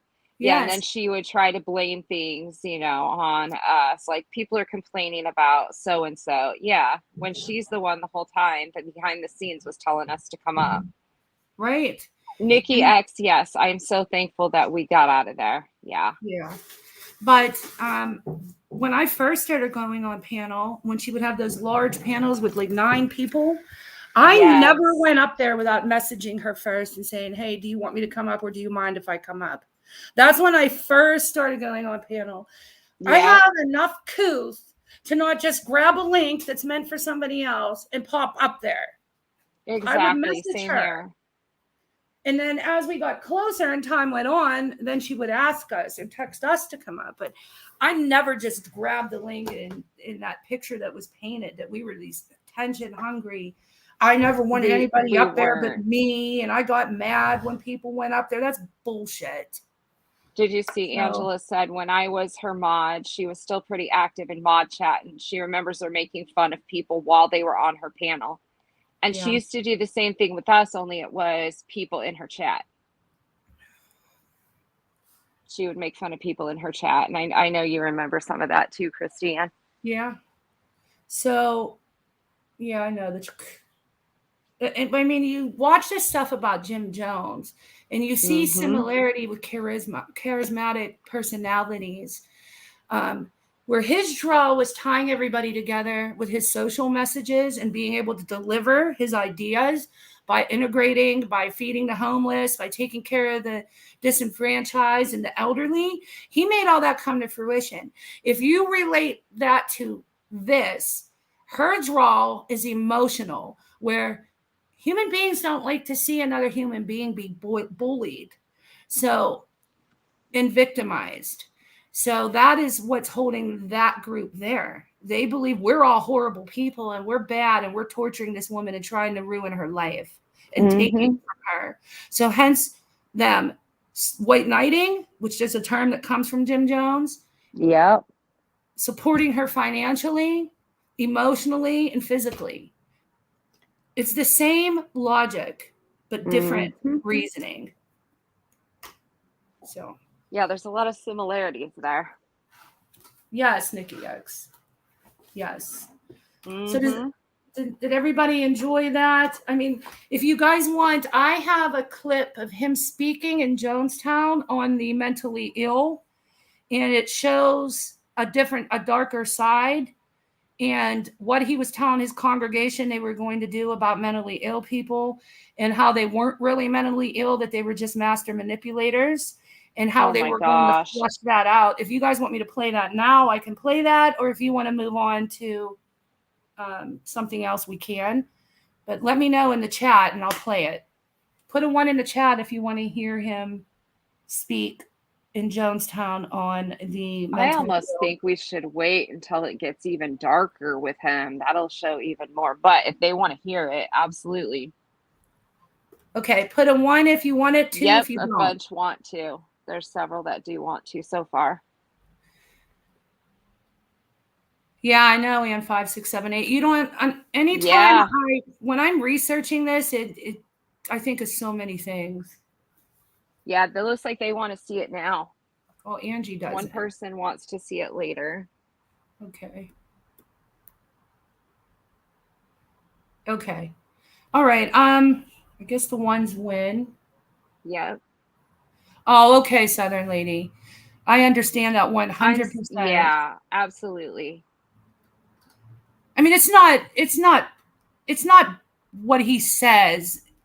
It's not anything that would, it's not making fun of people that have mental conditions. It's how they should deal with it within their community. Do you mean like in Jonestown when he was saying this? He's talking about what they should do there. Yes, it's not him making fun of them. It's not any of that. So I don't want to give the false impression here. He thinks people there are pretending. There are people that mentally heal, but he thinks there's other people there that are pretending to get out of work, to get out of things. Oh, okay. So these are his ways of flushing out the fakers. But I know Blue October. I'll play it. If it's a trigger moment for you, it's only a couple minutes long. Just go ahead and out for, I'd say, maybe 5 minutes, and then it'll be off. Yeah, we don't want anybody to be uncomfortable. So yeah, if you will need to go out for a little bit and come back in, that's perfectly fine. Yeah. And I know that some of these topics are very triggering. I completely understand. Some of it triggers me. So it was hard to research. Yeah, I'm sure. Especially do I with- need to mute? Or is Yeah, it we need to actual? mute. Okay. All right. Let me. Here we go. Okay, give me just a second. I'll hit mute. Sorry, I stepped away from my phone to get a water. Okay, muting. I got to find it anyway, so give me 1 minute.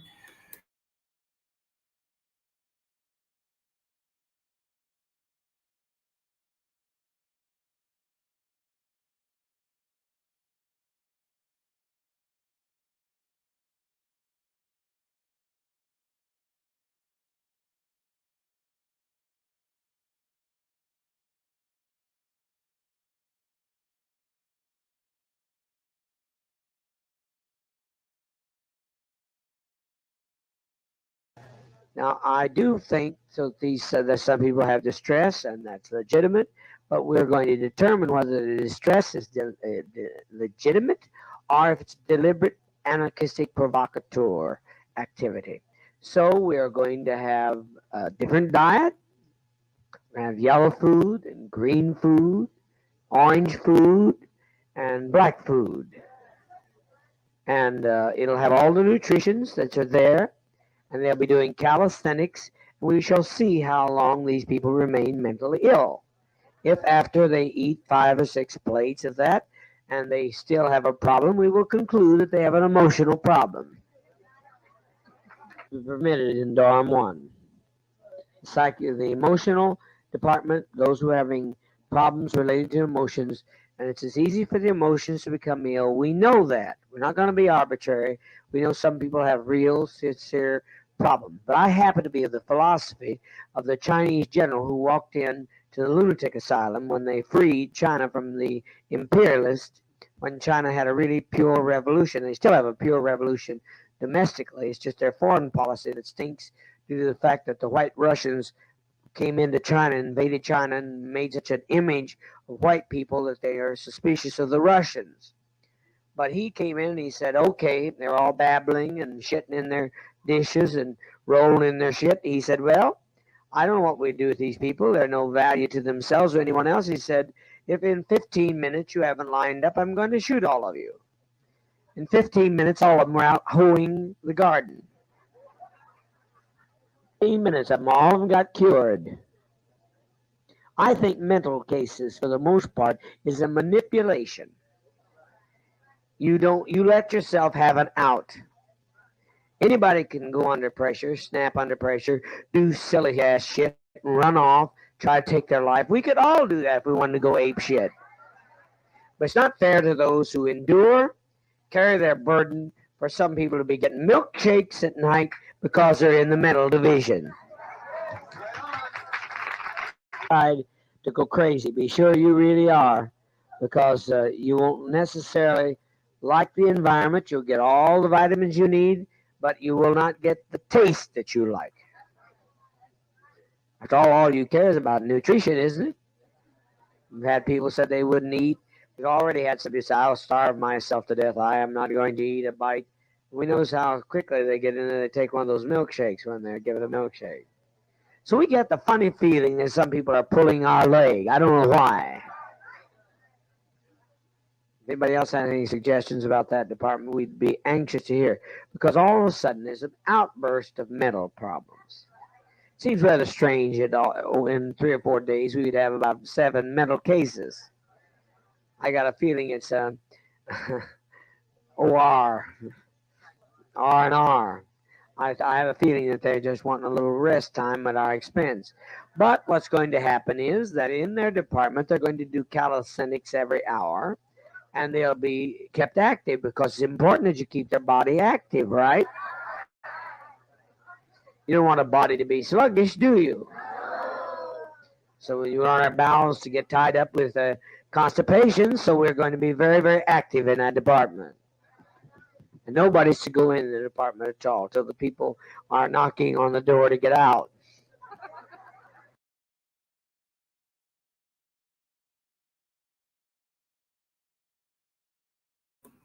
Okay, so that was a result of in Wow. this clip, there were people that were involved in his inner circle that said he was extremely high on drugs when he gave that speech. So it was an example of his paranoia, where he thought people in his community were faking mental illnesses to get out of work. And you heard earlier how much they worked on this commune. Yeah. And to get special treatment because the mentally ill patients got milkshakes at night. They had special foods. And so this was his paranoia kicking in, saying people were faking. He was going to drum them out by giving the people in the mental facility calisthenics every hour and food that had no flavor, which is cruel. So in the Very. beginning, where he protected the mentally ill and the disadvantaged, he became this. So that's another. No, there is no excuse for that kind of rhetoric at all, that guy. And you heard the audience in the background. And listen, this is fascinating because these are the same people that came together and followed him because they wanted people to be treated right. And then when he changes his tune, they changed their tune with him. So it's not necessarily the subject matter that we should be paying attention in this. What should be paid attention to is his ability to take a crowd that's originally started following him for his views of integrating and his views of taking care of disadvantaged people to people that were laughing and agreeing with him on mistreating them. Right, Linda, he was. I agree with that. Yes, Wyoming, I do too. So that's the power of a leader like this, where people stop, and we learned about this in parasocial relationships. People stop thinking for themselves and they take on the thoughts of the community. They're so initiated. Yes, Gary, the old bait and switch. Absolutely. Does anybody agree with me, or does anybody see a difference here? No, I agree. Curious what the chat thinks.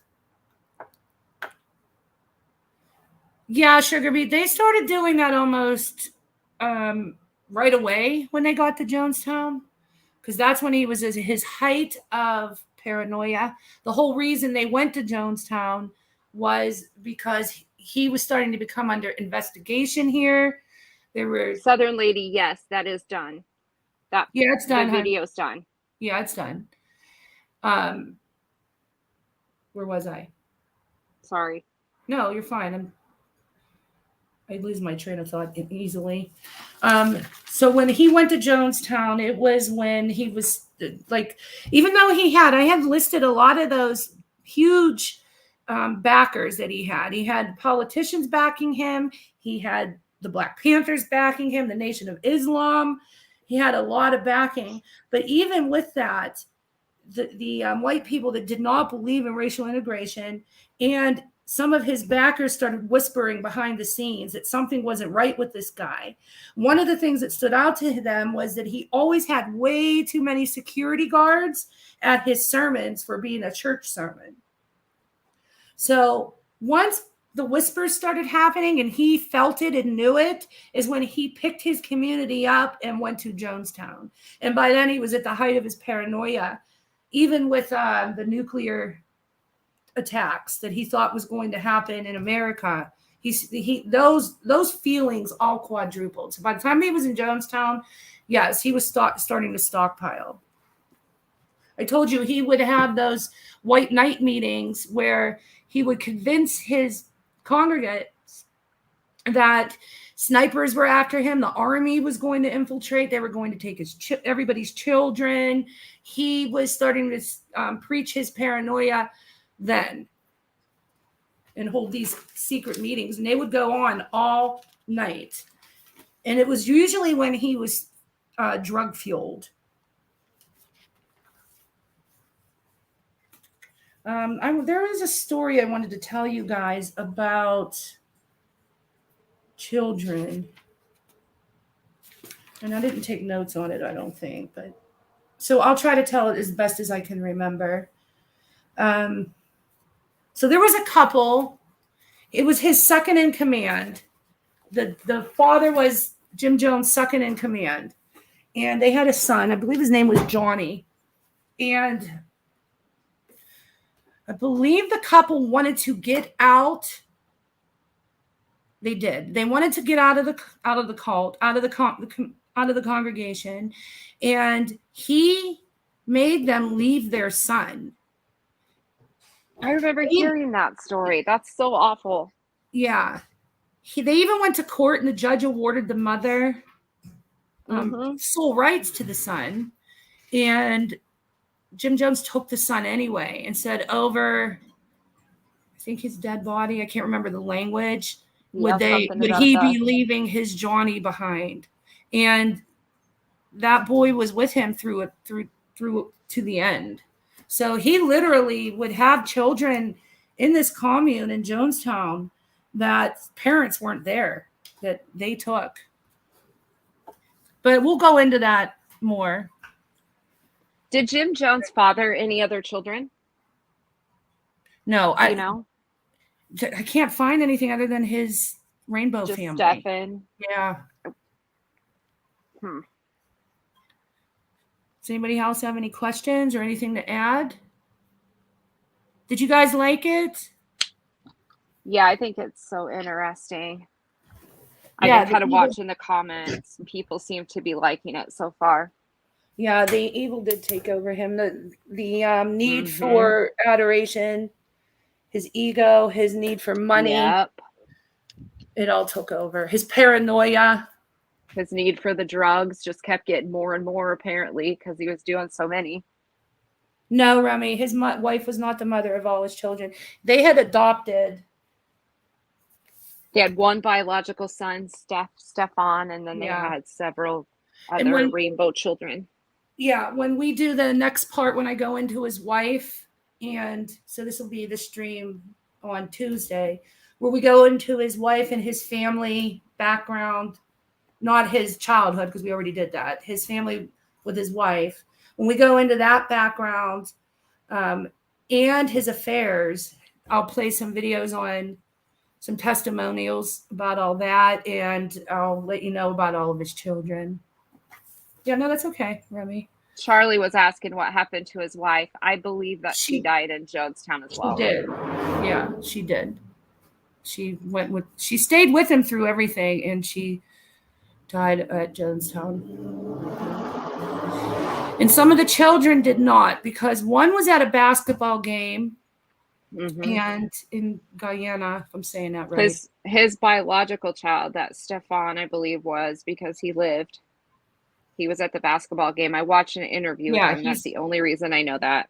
Right. No, that's why I have a lot of this research, because some of the stuff I told you today, remember when I said this came from his son? Yeah, he was at the basketball game, and there were two others that were somewhere else. But we'll go into all that on our next stream. I don't want to give too much away. No. But yeah. Thanks, Lonnie. Have a good night. Do you Bye, guys Lonnie.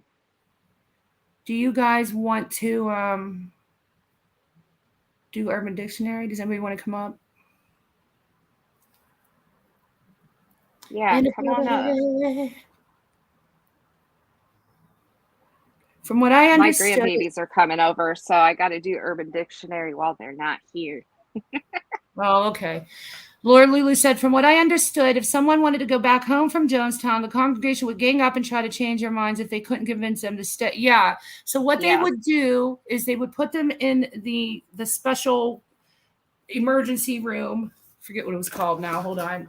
And they would often use Thorazine injections to cloud their thinking, and they would not let them come out of that. It was a little hut with 8 beds. They would not let them come out of there until they were, quote unquote, cured. So he used a lot of Thank you, tactics. CJ's wish. They would use a lot of tactics to keep people there. I went through those tactics.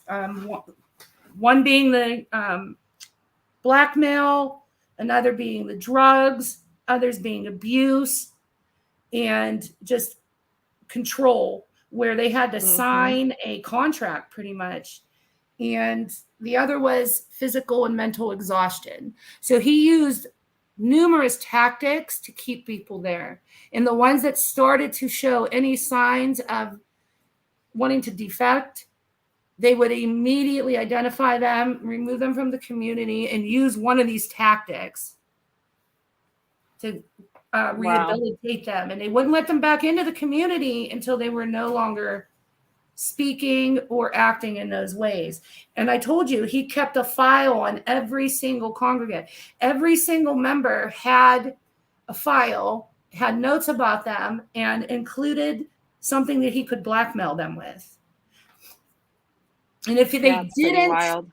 if they didn't have anything in their background that he could use, he would use their children as leverage. Well, welcome, PJ's Wish. We're glad to have you. It's PJ's Wish's first time here, and they said this is one of the hi. better channels. Oh, we appreciate that. Lots of folks are saying that we're doing a good job. We really appreciate that. It's good to hear some feedback. Yes. Sofa emailed you some prank calls that are all rated PG, and she said that it's by some guys that are famous for it. I'm scared to play it because she played. Some of you guys don't know this, but the other night, so we got our It monetization. was late. Yeah, it was very late. Yeah. So the other night we discovered that we were approved for our AdSense, and we thought that meant our whole monetization process was done and approved. So we came on live. It was after the drama night, about an hour later, to see if the memberships could be active. We just wanted to see if it would show up, and it didn't because we still have to go through one more step. But Sofa was there and it sent me a video of the honey badger. If you guys know that viral video of the honey badger where there's a voiceover of a guy talking funny and he's like, the honey badger does, and it's eating a quite snake. famous. Yeah.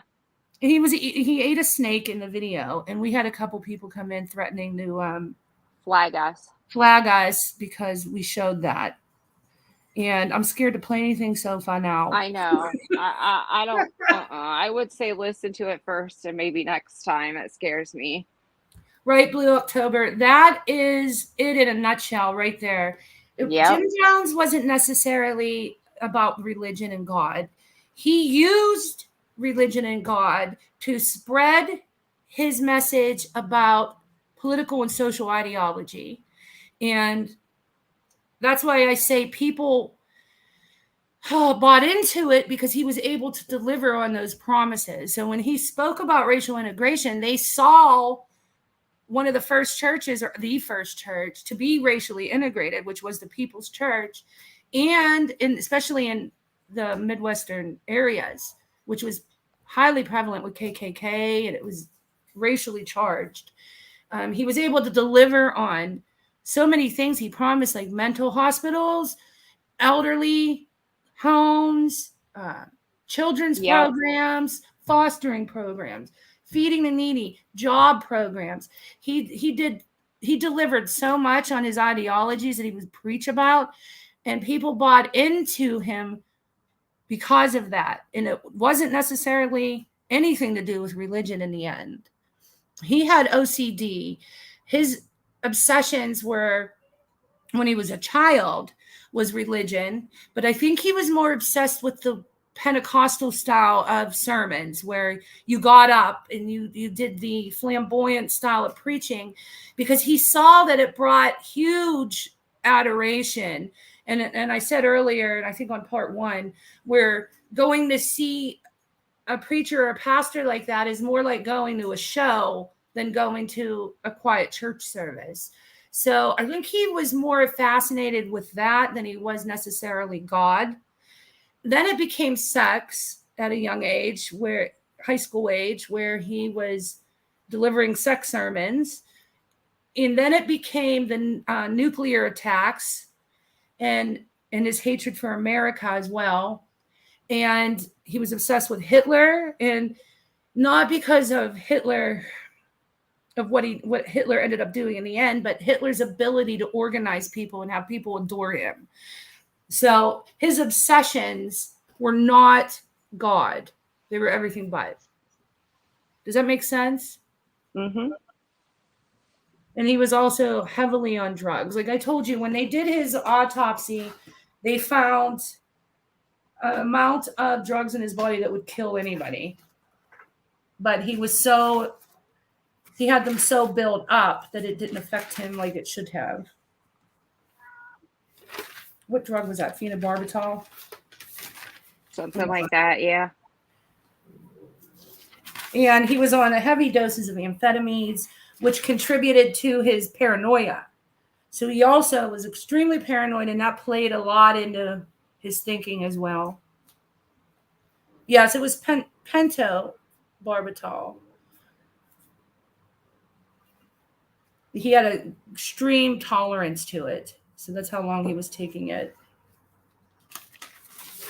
And he was on, what, 7 different That's wild. types Yeah, of a lot medicine. of stuff. Yeah, he was on amphetamines, Quaaludes, liquid Valium, morphine, Percodan, oxycodone, and pentobarbital.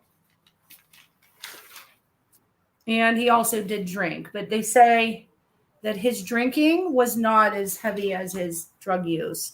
And his father was an alcoholic until he became an invalid. So there you go. Any other questions? I am too, Gold Star Mom, and I'm Catholic. So I went to Catholic school, even went to Catholic college. So I'm way more spiritual than I am religious. I'm extremely spiritual. I know, Blue October. I agree with you. He did, Nikki X. I love that. Mm-hmm. Very much. He had God envy. Yep, Wyoming. He was a nut job. Did they, Southern Lady? I didn't know that. Wow. Wait, she said that the Russians, they lost it. So the Nazis invented methamphetamines? Oh, the Nazis. Wow. I didn't know that. Did you know that? Nope. I did not. No, I know that guy. I don't know why anybody would be infatuated with Hitler, but I mean, that shows you how much, at such a young age, I'm talking 10 years Mhm. old, that he was able to recognize what it took to organize people. Like, what Yeah. 10-year-old out there thinks of that Yeah, exactly. on that level? So, okay, so what are you saying? You don't want to do Urban Dictionary now? I don't care. I can do it. They're not here yet. I just got to be careful when they come in because I don't. The younger one I don't care about. She doesn't know, but the older one does. So I just got to be careful.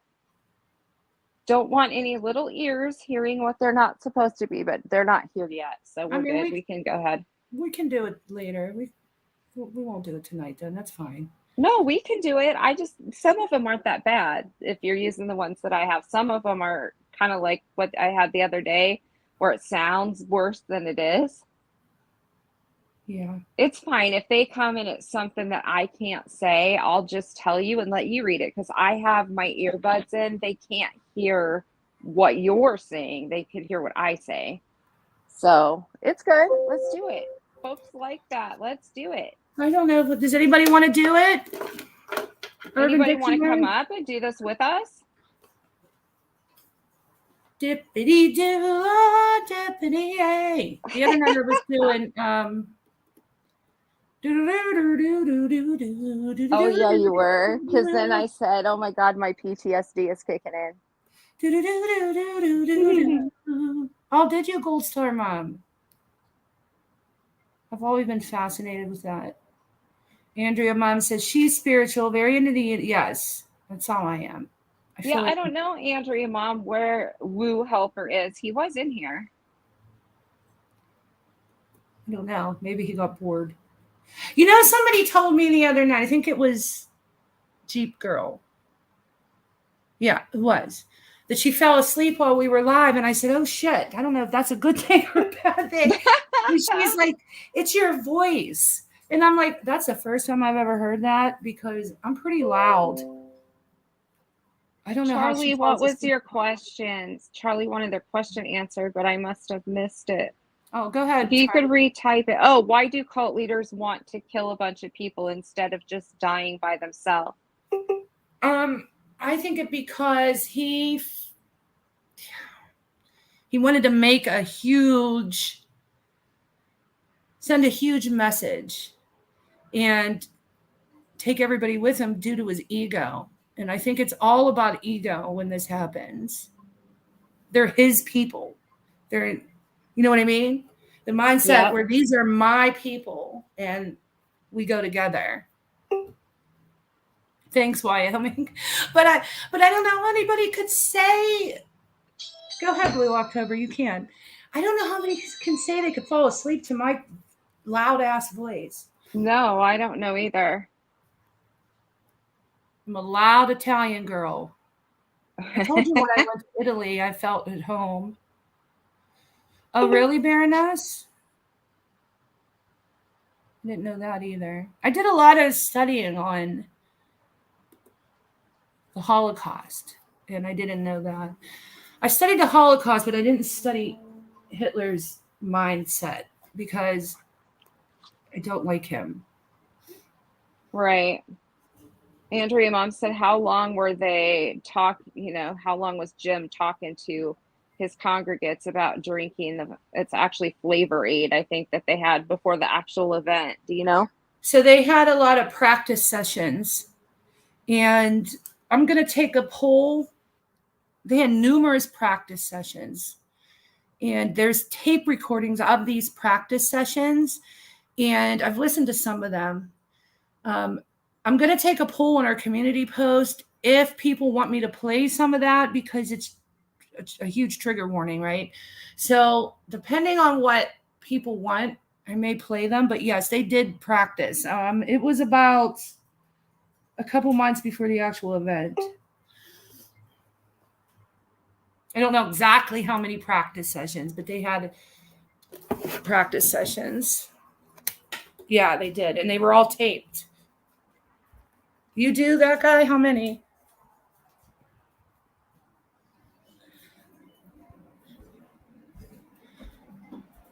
I know, Gold Star Mom. That would be awesome. Yeah, it would. Or you can come up. We can have a story night too, where all of our interesting people in our community could come up and tell their story. That would be fun. And Yeah, it would. I know, Blue October. But I think they buy it to please her. I know they buy it to please her. Mm-hmm. They're clearly not doing it for themselves, because how many people need all that makeup? You know what I mean? It expires. You could never use all that before it expires. No.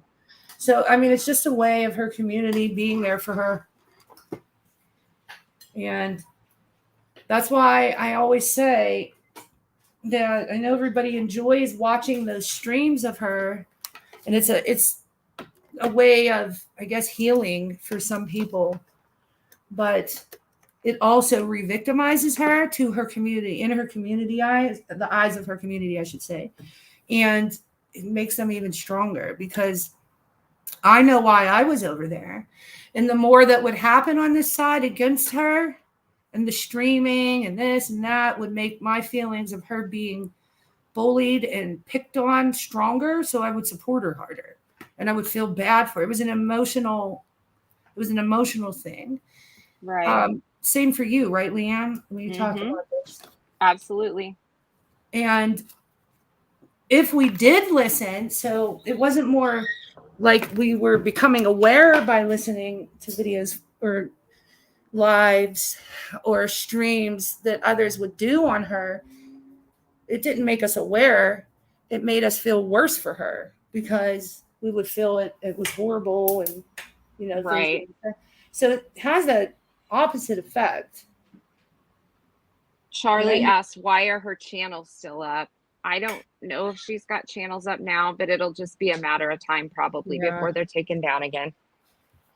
Yeah, I think she's on her 18th channel, if I'm not mistaken. Yeah, Because- that sounds right. I want to Yes. apologize if y'all can hear my little granddaughter in the background. My daughter's getting her something to eat, and she's wanting it right this second. So I apologize if you can hear that from the other room. Oh yeah, no problem. See, it's a good thing we didn't do urban.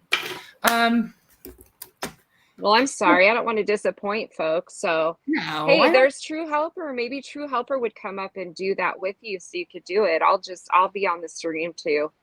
I'll still be up here with you guys. I just won't be reading it like normal. I don't True think I- Helper, would you want to do that? I don't think anybody's going to be mad at you if we don't do it. I feel we are Why not? lacking a support channel in this community where people can tell that, yeah, I do too. I love to listen. Me to too. I think we should do that, Christy. I think it'd be awesome. Yeah. Thanks, Definitely. Wyoming Adventures. I don't want to disappoint everybody in the chat though, because I know that that's a fun segment that we do. It just feels like this topic was so heavy. Yeah. It's hard very. to go into that now. For I know me, what you mean. anyway. No, I know what you mean. That guy said, I've been in her chat once and it was for 5 seconds. I only know what everyone else has said and all of your story. Yeah. Right, Tracy. You can't grow it. No. Blue Velvet Riverside, when you were over there, what kind of stuff did ring a bell with you about the situation? Well, that one I told you about, which because it was Yep. it was a lie. And the money was starting to really get to me. Yep, me too. And thanks, Yvette. There's just a lot of things. The making fun of people more and more. That probably affected me more than anything. There were I've said this before. I used to go to bed feeling really heavy over that. And yeah. I'm not saying I'm a saint. I'm not. But, you know, when you pull pictures up of people and just rip them apart, I don't know, it just made me feel awful. And the way I explained it away was it was happening to her, and that was her response to it, and I didn't have a right to tell somebody how to respond to being bullied. That's how I would justify it in my head. Yes, a gold star. And it does come from a good place. If you're connected to Creator emotionally for the reasons we were, and there's a lot of people that are, and I truly believe that's what the hold is because you're a good person and you don't want to see another person be hurt. And their families be attacked and all the things that we thought were happening. I don't know if that makes sense to anybody. I know, Tracy, I agree. I think so too, Nikki.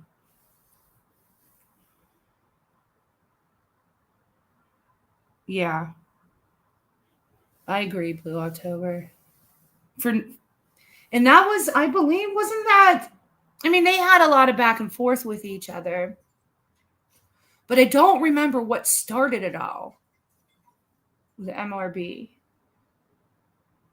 Do you, Leanne? I think Leanne. No, sorry, I was answering my granddaughter. Oh, you named yourself Honey Badger. Yep, because honey badgers just don't give a care. I'll say that. Yeah, see, Yvette agrees with me, with us, Leanne. She felt like she was the victim too. Yes. I agree. Well, I said this the other day. I think that we're becoming desensitized in this community where you're out trying, what's the word?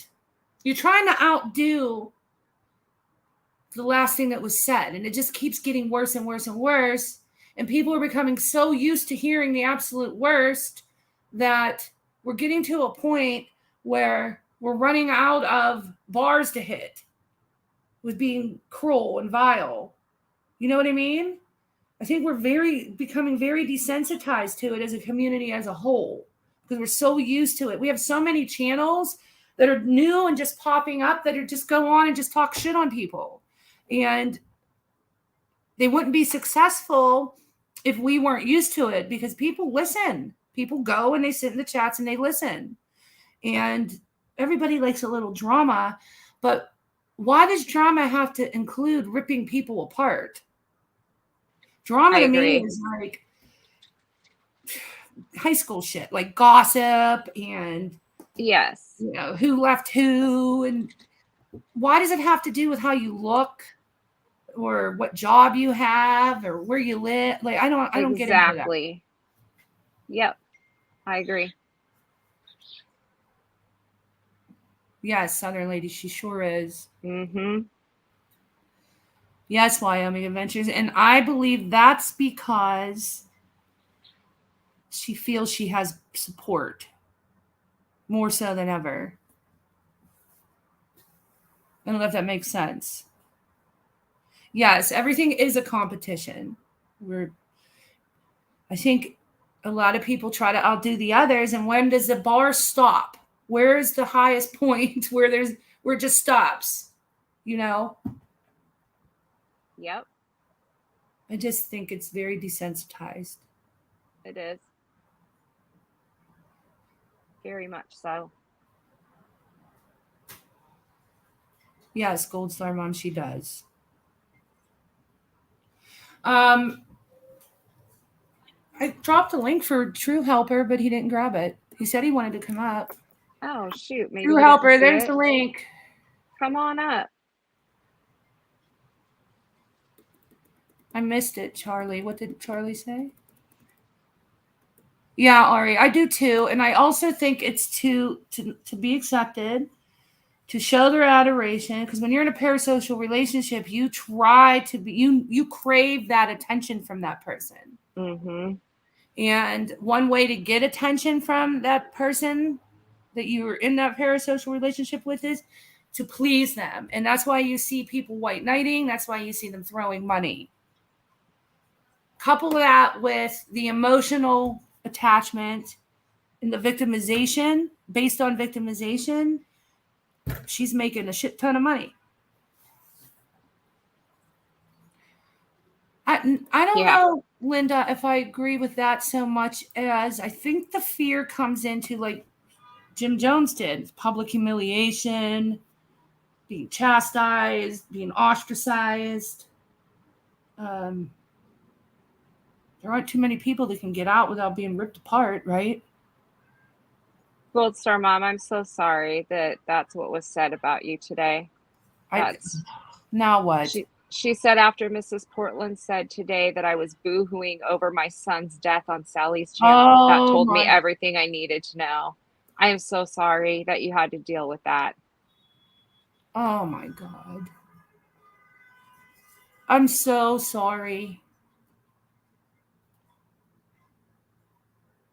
I think we are just going to ignore her. And I think that's what's happening is there's a lot of people trying to ignore it. So she's trying to one up everything she's saying to get that, to finally get that reaction. Yep. Blue October, it's just like I said with Jim Jones. It's that mentality where they have the ability to make you forget about the background noise and the things that happened in the past, or even the things that are happening before their eyes that aren't great. They have a way to excuse that. It's a persuasion power. Yes. Where the faith in that person and the adoration for that person. I mean, think about, let's try to make an analogy here because I don't know how else to explain it better. So I'll just use like a husband and wife example. So there's a husband and a wife. They love each other. They've been married, or they're in a really good, stable relationship, and they adore each other. If say the husband goes out and does something wrong, the wife still adores that person and tries to excuse away the behavior and justify it. In most cases, not always, but in most cases. So it's pretty much a parasocial relationship is much the same, where when you're in a parasocial relationship, you even disregard members of your family to be involved with this person. And you will treat them as family, and your faith and adoration for them will cause you to come up with logical, what you think at that time, justifications for whatever behaviors are happening or had happened. And it's so heavy that you could see it in black and white right in front of your eyes, laid out in paper for you, and you still justify it somehow with something, like where you'll blame the other person, or something made them do this, or that person didn't have a choice, was put in a situation where they had to do this, or it's everybody else's fault. And they just come up with justifications to see it through and push it aside. Mm-hmm. And that happened with Jim Jones too. There were people that knew his healing ministry had actors and was fake, and they still followed him. Yep. Some of them not only followed him, they started to participate in it and dress up. Kay, thank you for the nice words to Gold Star Mom, and I'm sorry that you lost a friend as well. Yes, thank you, Kay. I know she appreciates that. Hello, True Helper, or should I say Woo Helper? Woo Helper. Whoop, whoop. And you know what? That was my whole point the other day. Is you see shit like this made into videos and community posts from certain people. And why are we giving it a pass? And when I say giving it a pass, not addressing it when that person or people come into our chat rooms or onto our panels. Right. Can y'all hear me? Yeah. Yep. All right. How Sorry are about you? that. I agree with everything you said. I don't know why people got to cause such a stink all the time. If somebody wants to leave a community, just leave well enough alone. Stop. You don't got to be a jackass about it. Yeah. Doesn't always Right. have to be an angry breakup, as it were. But I am well, to answer your question. Thank you. How are you? Good. I'm doing good. I'm honey badger now, so honey badgers don't give a crap, right? So I'm good. That's right. That's right. All day. Nope. They don't care. What do them badgers do? They look for honey? What are they doing? I don't know. They I don't know. eat snakes. They ate a snake, which was pretty gross. It but- was pretty gross. Yeah, I but will admit. we upset some people. And I had forgot. I just remember I saw that video years ago, and I had forgot what was in it, and I played it because somebody had emailed it to me and asked me to. It was a subscriber request, and two people got really upset about it. Well, Yeah, I think we should do the Urban Dictionary now that you're up here. What do you say? yes, ma'am. All Let's right. do it. You know, Okay, guys. you're not doing anything right if you at least ain't pissing one person off. So you're doing something right. You're doing something right. Now Did somebody you- will be mad probably that my name is Honey Badger today, so that'll make somebody mad probably. Oh wow. They can eat that big old bag of D's as far as I'm concerned. That's all. I'll send them overnight. Anybody wants them, I'll send them to you. I got you. I got you covered. All right. Bruh. Bruh. I might have to pop that in every once in a while, but yeah, I can't read any today. I Okay, was so ready. I'm grabbing them now, so give me 1 minute. All right, guys in the chat, it's adult night or adult time. Earmuffs, earmuffs, earmuffs. Whoop, whoop. If you have children in the room or anything, Which I do, and I have earbuds in, so it's all That's good. good. Mine Bruh. is banished from Yeah, the kitchen. bruh.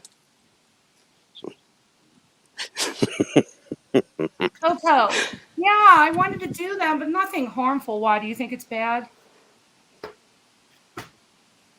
What? Did you say I just thought something to it'd be me? fun. Sorry. Coco asked if we were really going to do prank calls or were we kidding? Just wasn't sure. We were serious, but I mean, if you think it's bad, maybe Oh, I'm I just think not it's thinking it through. I think it's some harmless fun, you know. Okay. All right, I've heard trigger of warning, worse. everybody that doesn't like talk about the Urban Dictionary. I mean, I think With the everybody. Urban Dictionary, you never know what you're gonna get. Yeah. Okay, here we go. You guys ready? I'm ready. You're coming up. Mm-hmm. And True Woo Helper is going to set it off. Oh no, the You're gonna spotlight's kick on it off. me. That's okay. I think I can handle that one. Ding a dong, ding ding. Let's get it on. Like a redneck's last words. Hey man, watch this shit. Oh, sorry. Look what you get to read. Ooh, wait, I gotta blow the screen up. Oh, we're talking about some wet Marthas. I meant wet Martha. Okay, that is a double wet willy. When someone comes up behind with two wet fingers and plunges them into both ears at the same time while screaming, wet Martha. And that's when you turn around and drop a stone cold stunner and two slap kicks and a beating with a This shot of was Bruce Lee. another one of those that sounded really bad, and so I had to include it because it sounded bad, and then I read it and was like, really? Oh, my mind went somewhere completely different. I've never known nor dated a Martha, so I can't say anything about it. Nope. Maybe Nope. George Washington did that to Martha, and that's how it Yeah. started. See? Touche. What? I wonder what a dry Martha is. I don't even want to know. Make it up and put it in the Urban Dictionary. Obviously not having a good time, that's for sure. I'm wondering, some said that's when you turn around and stick your fingers in their mouth. At least you're not sticking it up their nose. That would be gross. Slap them right in the kitchen sink. I wonder what it is about wet ears that drive people nuts. Because it is. It's infuriating. It Well, really yeah, I was going to say it's like Sugar it's a Beet's violation. grandma's name was Martha. Aw, Sugar Beet. I'm sorry. There's always going to be somebody that's going to make us feel bad. I know. Damn. All right. I know. We apologize, Sugar Beet. Apologies. Sorry, Sugar Beet. Yeah. Poor Sugar Beet. This is like the other. Weren't you up here with me when I got chastised over the honey badger? Blue helper? I don't know if I was or not. Was it I just think me? no, I think I just Someone was up here. yeah, I just I don't- hopped off, I think. Yeah, I think so. Yeah, because I remember all the That wasn't kerfuffle. fun. I was literally arguing with somebody in chat over on the honey. All right, here we go. That's why I told Leanne she had to change her name to a honey badger because she just doesn't give a fuck. So I All right. did. A bundle fuck is to wrap oneself and another person of romantic importance tightly in blankets or a sleeping bag and have sex. Jennifer and I bundled fuck by the campfire. As long as there was no handcuffs or duct tape, I think she knew she was safe. All right. Giggity.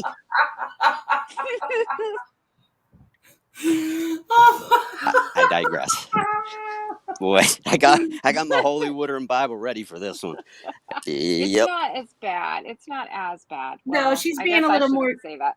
Well, she's because being it a- was the daytime, so I was a little more cautious, Yeah. you know. We're doing the daytime version of Urban Dictionary. Yes. And people, guys in the chat that are saying that you liked our comment, guess the comment game. We're gonna still do it. We just haven't done it in the last couple streams, but we still. Oh, we will. Next stream we'll have it. So this is considered a double X, not a triple X premiere, right? Yeah, We're good. It's double X. Okay. And it's Okay. Sunday. And it's Sunday. Oh, I know. That's right. The Lord's Day. Oh my gosh. I'm going to have to ask for forgiveness then for picking out some of these.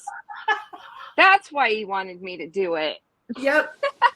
No, you Mhm. cannot let me do Urban Dictionary on a Sunday daytime day. Yeah. Because, yeah, you see mine. They're horrible. Okay, go ahead. Well, a Blue couple Hilfer. of these are. Everybody that used to think I was sweet and innocent now knows better after a few sessions of the Urban Dictionary. Oh, I'm up already? Yep. All Yeah. right. A double macaroon. Sounds interesting. Sounds like a pie or something. Oh, nope. That certainly as hell ain't no pie. When two people Oh, God. when two people perform hand sex while defecating. What? Now, Leanne, you know what? All This right. is something that she would have picked. That's why she's laughing. Yes, Mhm. she would have. Don't let Oh, her I fool believe you. I believe it. not. So, I wanted to do something new with my boyfriend, but I'm sorry, I had to do the voice. Hold on. I wanted to do something new with my boyfriend, but I had to take a shit, so we had a double macaroon. What? Hell to the no. You No, know, nope. people would. You know, people. Is that like do two girls, that. one cup? Oh. Oh God! Uh, And I was just saying how sweet she was on a Sunday. Okay, I on the screen. I said they weren't all nice. I I thought I had to heard you have say a they were few pretty bad. fair. They were pretty They are. decent. I didn't think it was all that bad. She picked way Oh, worse. Mhm. oh. Meredith said her delicate ears, and Tracy made green yuck face symbols. And Linda said she's never eating a macaroon again. Wait, first Me of all, I neither. call BS on Baroness's supposedly delicate ears. Nope. Go ahead. Sorry. I'm okay. Leanne! See, I had to do You gotta some read because this one. I can't. I've got someone right here. I Literally, can't say read hello so they know you're right here. Say hi. You need the pinch Yeah, hitter? see? Hello. I'm moving on. All right, Fremunda cheese. You Fremunda chicken. cheese is a soft yet sticky substance. Oh my god. This is payback for all those times you make me read shit. And you got to go back and read that one because you're not skipping. You don't let me. This is like some Howard Stern reading. I know, right? Oh, for the love of Pete. Okay. Fremunda cheese is a soft yet sticky substance found between the bum and the ball sack. It's rather stinky, smells like old dish rag and dog poop mixture. Hey, would you like some Fremunda? Cheese Bruh. on your burger? Bruh. Fremunda cheese? Yeah, from under my balls. Bruh. Is that like Swass ass? Or maybe it's cousin? The cousin there too? Swamp butt. Laura Lou said fupa cheese is worse. Yeah, you know, there was a definition of that, and it was way worse than this. Mm-hmm. We know Yes, where your mind was. Mm-hmm. I was just trying to find anything bad that popped up because that's what Christiane does. I do that to Leanne on purpose, but she outdid does. me. And now I did it. She's got to go back and read the one. I was just gonna say, yeah. Because when You that gotta- happens to me and I'm like, I'm not reading this, she says, oh, yes, you are. Just read it.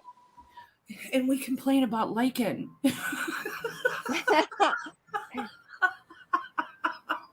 She's not going to let me pick Urban Dictionary anymore. Oh, yeah.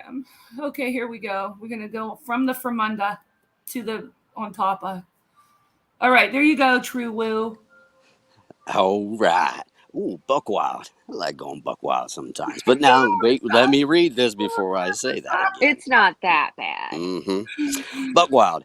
To exhibit outrageous, frenzied, or out of control behavior, often with sexual undertones. Vince, I heard Janice. Wait, hold on, got a new voice. Wait, we got to act it out. You can be Janice. Or is that you. Vance? I'm seeing a V in there. Is that a V? Oh or yeah, a you're J? right. You be Vance, and I'll be Hugh. All right. I heard Janice done did there in her sorority sisters went down to Florida for a big old spring break and got buck wild in their hotel room. That's Hugh. not true. They Wait went a to minute. Chicago to visit the Museum of Science and Industry. What about the part of them getting buck wild? Oh, that's true.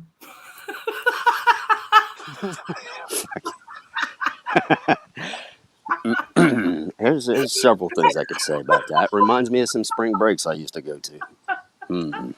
Tracy. Tracy. I can't see chat. Hold on, let me see. All right, Paige, you can come up and read that one that I can't read. She can't read. She's using that as an excuse because she doesn't want to read the one she skips. So don't let her fool you. Okay, here we go. I'm gonna use my southern accent. You ready? Mm-hmm. Dirty Chella. The act of pissing in one soup and rubbing the balls on the bread. Hey, I had that Karen last night, a dirty Chella. If I come, guys, 23. You had to read the name. Yeah. You just had to read it in that voice, didn't you? Yes, I I can't did. afford to have this kind of suit because, well, you know why. I can't afford the ground beef. Costs too damn much. But I I'm a got honey myself badger, so I I don't got give a my, shit. you're the honey badger, and I got myself a dirty cello. Oh, Mhm. Tracy, I don't know how to make it bigger, honey. You How do I got something dirty. Oh, well, if you're up on panel, you can make it bigger, but that's what she said. No, what is it? Yeah, you can expand. I meant, excuse me, pardon me. Dear Lord and baby Jesus, I apologize. Excuse me, pardon my French. But no, seriously, when you're on StreamYard, you can make it bigger. But on your phone, I don't know. I don't know. Sugar Bee wins the comment Oh of the my day. God, Sugar Beat, I'm dead.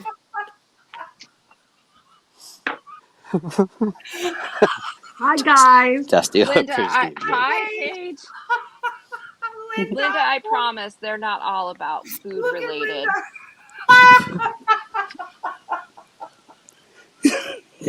Well, as long as nobody's pissing in your soup, it's all good. Don't be Yep. pissing in the soup and rubbing your balls on the bread. Yeah. Which, Then you don't need to worry about it. if nobody has seen it, that movie, Waiting, yeah, don't ever piss off your bartender or your servers. gross. Don't matter Oh, who yeah. they are. no. That Yeah, I was saw that movie. I triggering. kid you not. I don't think I've ever ate. Well, wow, that could have been another "that's what she said" moment. I have never eaten at a restaurant again. I could have said I never ate out again, but well, excuse me. What was that? All right, Paige, you ready? I'm Tracy. going back to that one I couldn't do. Okay, I'll do the one you. Okay, the ice cave. The vagina of any woman who is unresponsive while having sex. Vagina of a partner with whom you're bored. Man, See, I'm so tired that of visiting wasn't the that ice bad. cave. It's time for some fresh meat. Yeah, that isn't as bad as what I thought it would be. You got to read the loud. I can't stand her in that ice cave. I'm moving on. Now, why wouldn't you read that, Christiane? That wasn't that bad. That wasn't as bad as I thought it would be. I No, thought it was going to no. be Linda.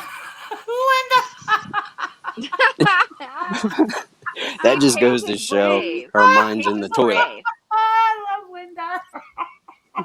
Christiane, Paige is braver than you. She has read stuff. Because you want to know the truth? Because I was thinking I of her, live- but used to live. I was woman. I felt bad for her. female. I was the only female, and 19 guys lived in the apartment building with me.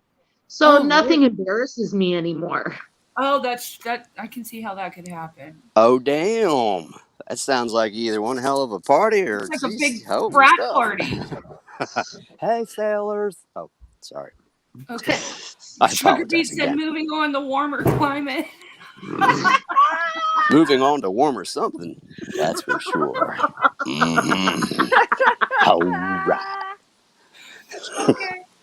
This one's my turn? Yeah, Mhm. you have to read it. All right. No, let Paige read it. Go ahead, Paige. Okay, I'll do it. Okay. Class 4 furcation, another name for a really bad camel toe. Whoa, that girl in the yoga pants has an extreme class 4 furcation. What the hell? A furcation? A furcation. A class 4 furcation. Yep, that's Natasha in yoga pants. Oh, my God. And it figures somebody named Teeth Scraper writes something like that. Of course. Teeth Mhm. scraper. He I must have know, had you one look too at many the bad name. experiences with that bad camel toe, as it were. If you look at the names of the people who put those in there, that's Yeah. Tracy. I ruined my reputation with Tracy. Oh my God, Gold Star.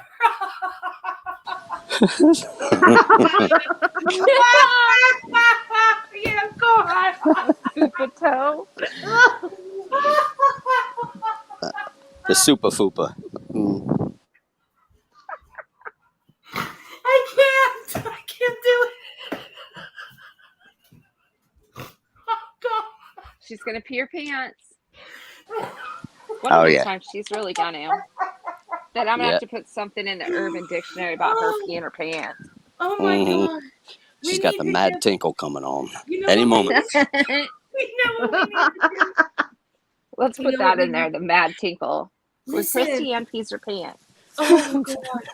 You know The what we mad need to tinkle do? by Christiane. Listen, we need to start giving out like $5 cash out to the person who has the best comment during Urban Dictionary. Oh God. All right. Laughing is good for the soul. Linda. Yes, but we really are going to put that in the Urban Dictionary as the Mad Tinkle. I'll have to make something about that up. I About like Christy Ann Fupa. peeing her pants during the You gotta reading put of Urban Fupato. Dictionary. Fupato in there. The mad tinkler Yep. Okay, here we go. Ah, by Super Fupa. It's a This cupcake. one, Woo Helper gets to read. It's a Oh, cupcake. all right, here we go. Oh, it's a cupcake. A cupcake. Oh, shit. Two girls, one Not a cup. cupcake, it's a Farting, cupcake. farting into a cupped hand and placing the open cup into someone's face. Steve just cupcake Laura. Ooh, sounds like Perplexed is getting it. But anyway, and that is by Pickles of Wigan. Wigan? Wagon. Something. And that actually, I remember growing up because, of course, you got a bunch of boys running around. Yeah, we tend to do some of the nastiest things you could imagine. no. First, they'd get you with the wedgie, and then they would follow up with a good old cupcake. That boy done got his face cupcake something fierce. He Look at got that some stank face he's dessert. got on his He got mug. a cupcake. Got some dessert. That's when you get that resting bitch face going on. Like, what in the hell just happened to me? Stank ass son bitch. Oh, I got a headache, guys. Thank you for that. You're welcome. Okay, listen. You started Listen, wait, I think Melissa Jade's going live because she had moved it for us to 2:30. But Oh, let me yeah. check. Let me check real quick. Oh, hot I'm a check. cupcakes and camel toes. What the hell's going on? Right, Melissa? Okay. I'll do it, Isabel, again. All right, hold Missy on. K, you walked into some very funny Urban Dictionary. Oh, she has it for 5 p.m. Okay, so we got a little bit. Yeah. Just didn't want to go. I didn't want to mess her up. No. Plus I want to go listen to her live. It's going to be fun. Mm-hmm. Oh, you didn't have to do that, MJ. You could have left it. I was about to end it for you, but I saw you have it at 5. If you want me to end it now, we can. Yeah, we can. Yeah, we could always do a follow-up this evening. Yeah. Yeah. Yeah. True, I could get some everybody misses the comments. In which case, I could even bring some of my own Urban Dictionary. There you go. Ooh, we should have a guest Yeah. Urban Dictionary night. Yeah, that'd be fun. Melissa, Plus, what do that you way, wanna most of the do? kids will be in bed and or be away, whatever. Yeah. Yeah. Yeah, these guys will be back home. Bella keeps walking in and out of the room. Do you guys want to, or Melissa, do you want to have yours now?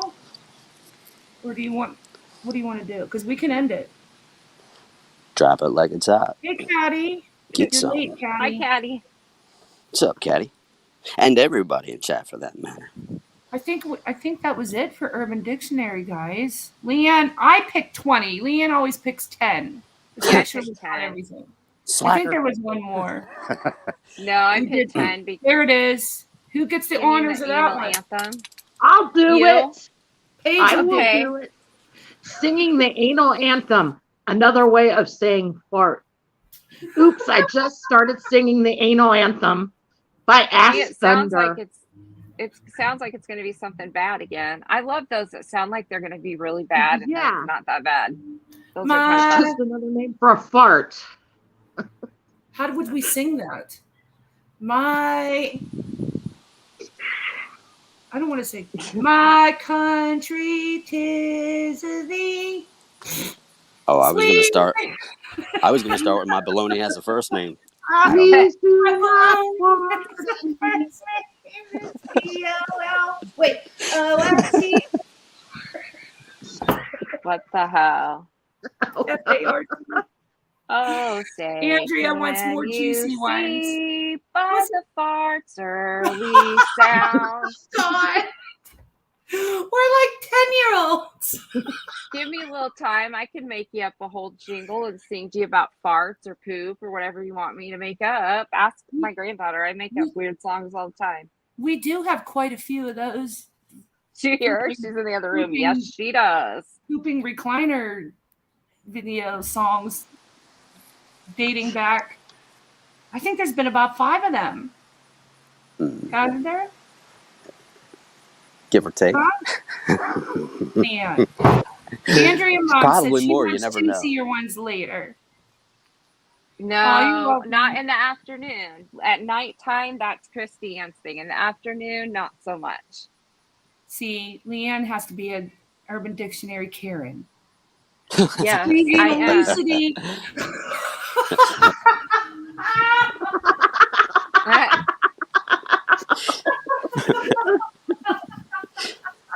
Well, I guess we're going to leave it at that then before we all officially burn. And I'm going to go say at least 5 Hail Marys and, thrash myself a dozen times or so. But we're good. We are good.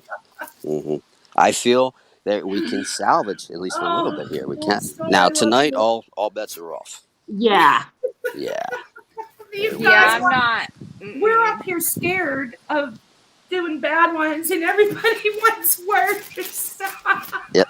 That's always the way. Not from me. I'm not doing the bad ones. Mm-mm. Yes, you are. Are you kidding No, me? I'm not. You got out of it this Shoot. afternoon, so I'm gonna have you guys come back up on panel later because I'm not reading them. You Yes, say you that now. are. We'll get you No, later. not doing it. Yes, you will. Yes, you Yes, will. you No, I will. won't. Yes, you I'm will. the honey Yes, you badger. I don't give a crap. Not doing it. The honey badger doesn't do anything the honey badger doesn't want to do because they're kind of cranky. Look at Sugar Bean. Oh, there's so much that can be said to that. Oh, Don't make me mansplain to you, okay? Don't even. Don't do it. Don't even go there with the honey badger. Mm-mm. All She right, hold told on. me to I'm- make my name be honey badger. It's her fault. All right, I gotta find this video that Now you're just gonna get us in trouble again with videos. She's always getting us in trouble. yeah, I know. Hold on, I'm getting it. Oh Lord. Okay. This is a prank call. Let's listen to it. I'm excited. Okay. Oh Lord. Hello? Yes. Yes, I bought glasses there. My name is Saul.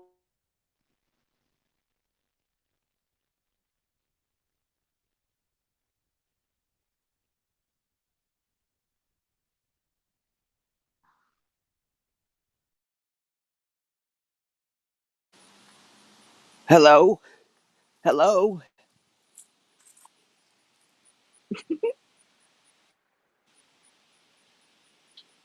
What is she doing? What happened? I have no earthly idea. What's that happening? Ha! I said she gets us in trouble, so something happened. Ha ha! That was classic Jerky Boys. I recognize that voice from anywhere. Yeah. That and the Frank Rizzo one. That's a really good one. I do enjoy that. You crumb bums. I'm gonna whoop all your asses, you bunch of crumb bums. Former, what was he? I think he was the mayor of Philadelphia. The former. He was a badass. I'll give him that. Before my She's time. muted. Christy Ann, there you are. Did you guys what hear happened? that? No, it cut out. We heard about Yeah. 2 seconds of it, and that was it. Oh, okay. Yeah. Let me share it. You're You gonna have to share mute it? out. Yeah, everybody has to. All right.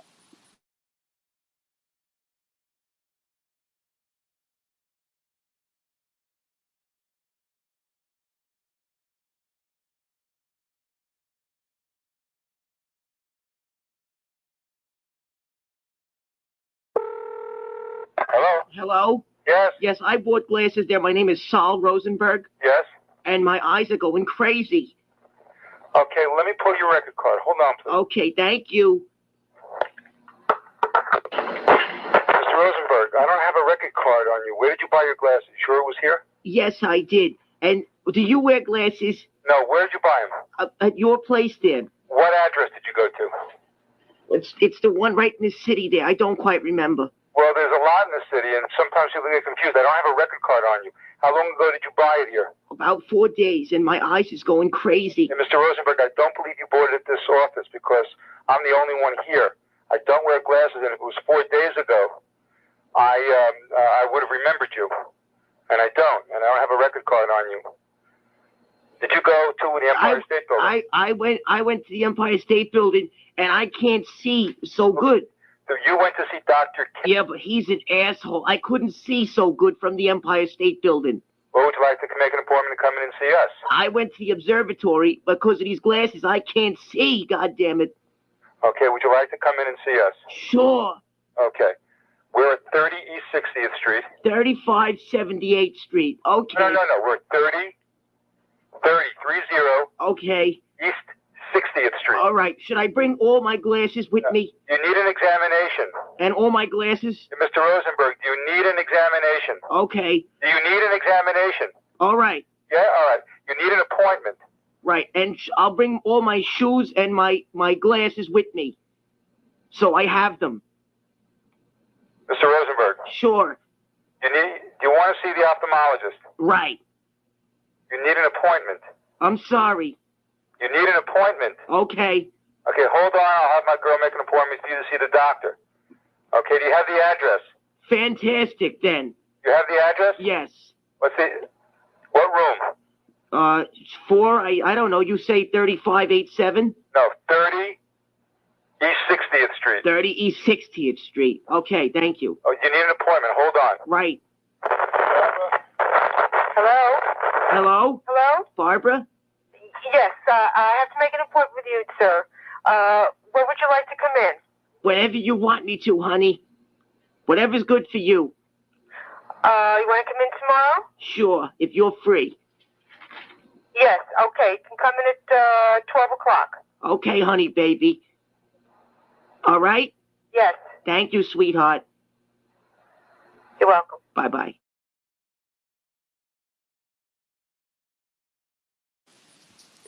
$35.84. Hey, Sal Rosenberg. You want me to bring my shoes and my glasses? Housekeeping. Okay. I feel scared I'm alone. Is it still running? Oh, I thought I was going to be able to take over. Oh, sorry. You know what I think we should do? I think we Yes. should make a prank call. So, somebody in the chat, come up with who you want me to call. Give me an idea, and we'll do it. Woo Helper and I will do it. Hello.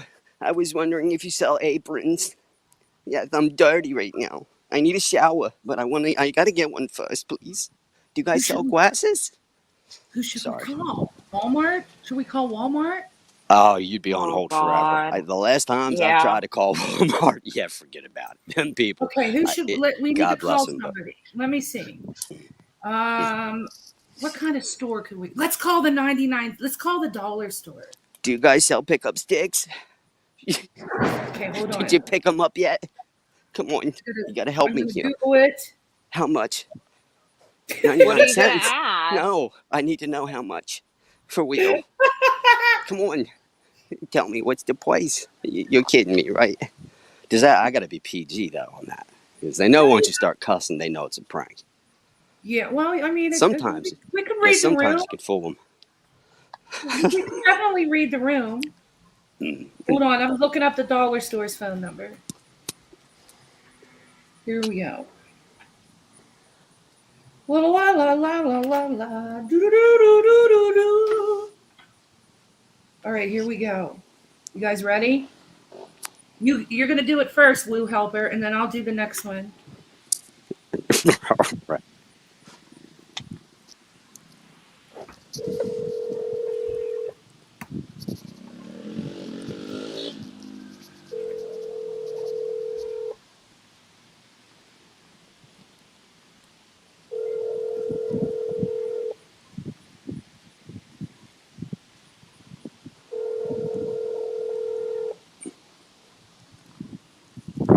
Oh my God, you're not answering. Should we call Home Depot? If they answer, I was going to ask them. Yeah. Call Home Depot. All right. Yeah. Oh, I know I can mess with those guys.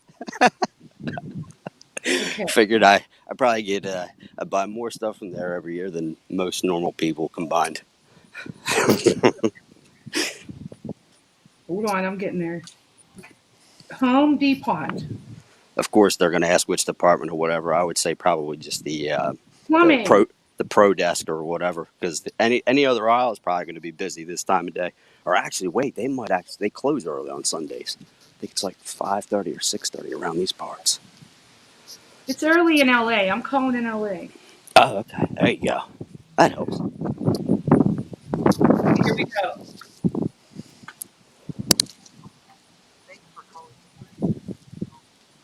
This call may be recorded. Tell me how I can help. You can say things like check product availability or what's my order status. Customer service. To connect you to the right person, briefly describe what you're calling about. Plumbing. I'll connect you with someone in the plumbing and bath department who can help. Thank you for calling. Please wait while we transfer your call to the next available representative.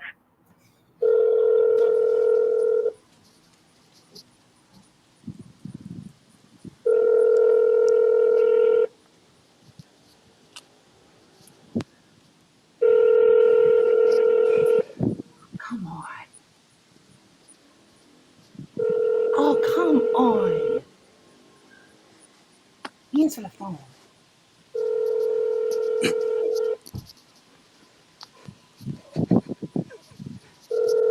What are they doing? What if someone needed to buy a fucking plunger?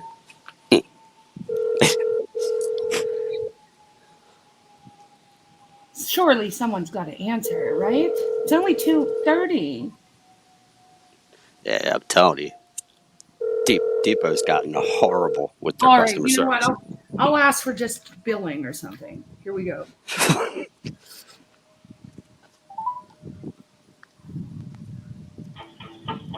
Thanks for calling the West Inglewood Home Depot. This call may be recorded. Tell me how I can help. You can say things like check product availability or what's my order status. Customer service. To connect you to the right person, briefly describe what you're calling about. Shit. Billing. I'll connect you with someone who can help. Thank you for calling. Please wait while we transfer your call to the next available representative.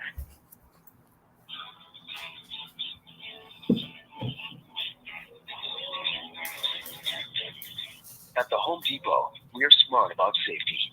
The Home Depot is committed to the safety of its customers, associates, and vendors. If you have any safety concerns, please ask a member of management for assistance.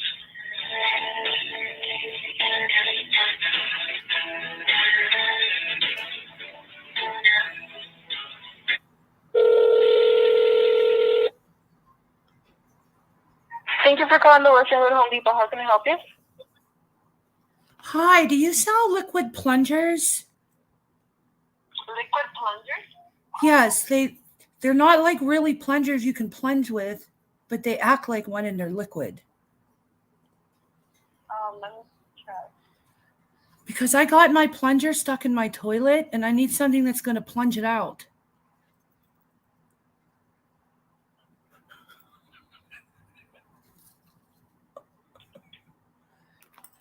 Hello, are you still checking? Yes, I'm looking now. Okay, well, it's an emergency because it's stuck in my toilet and I need something that's going to plunge it out of there.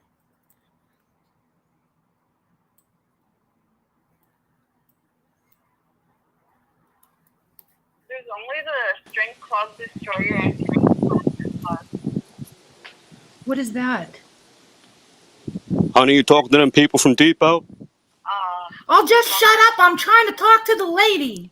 Those kids doing them swirlers, that's what's got them all clogged up. What's wrong with you? The ladies helped me find a liquid plunger. All right, Ma'am, well, did you hurry see up. found a liquid plunger? Hurry up. Yeah, I think we have some. It's in aisle 7. Aisle 7. It's in a yellow kind of goldish gallon. Is it caustic? Is it caustic? We need caustic. We have shit everywhere here. We need help. Honey, did you clean the shit up or what? Don't let the cat get in it. Oh my God, we have shit everywhere. That's the strongest one we have in stores. That's the 3 times the power. See if they got that shit spray. That smelly good? Do you have that shit spray when it smells really bad? You can spray it and it smells like not shit? Let me check. Give me 1 second. So a good time to join our team at the Home Depot. Take on new projects. No home improvement experience? No problem. We'll train you. Apply now at careers.homedepot.com. Oh my God, save the cat. The cat's drowning in the shit. Let that cat drown. Pain in the No, ass. don't let the cat drown. Shit's all over the basement. Save the cat.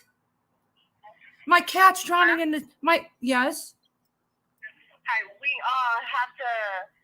don't have a spray. We only have the liquid form. Liquid form shit spray? It's not a spray. It's just to unclog. So it's like a whole liquid. We don't spray it. You don't got them swirly snakes? Go down in the pipe real good, like? Are you trying to take stains off? We're trying to save my cat. He's swimming in shit in the toilet plunger stuck in there, and I need it unplunged out. We need trying to clean the line. Trying to clear the line. Yeah, so for that we do have a liquid that goes into the toilet to unclog it, and it should bring it right out. But what do we do about the cat? The cat? What's wrong with the cat? She's swimming in the shit on the floor. Oh, so are you trying to take away the stains? Yes, the cat is stained.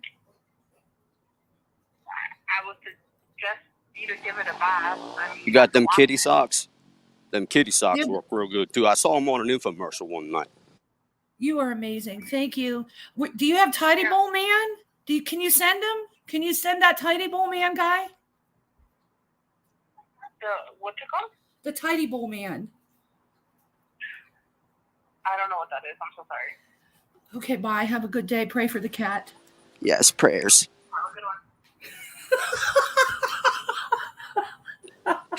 You almost got her to say shit. Oh, good Lord. These damn motorcycles are driving by so much and knocked myself off the call. Son of a... That was great, I tell you.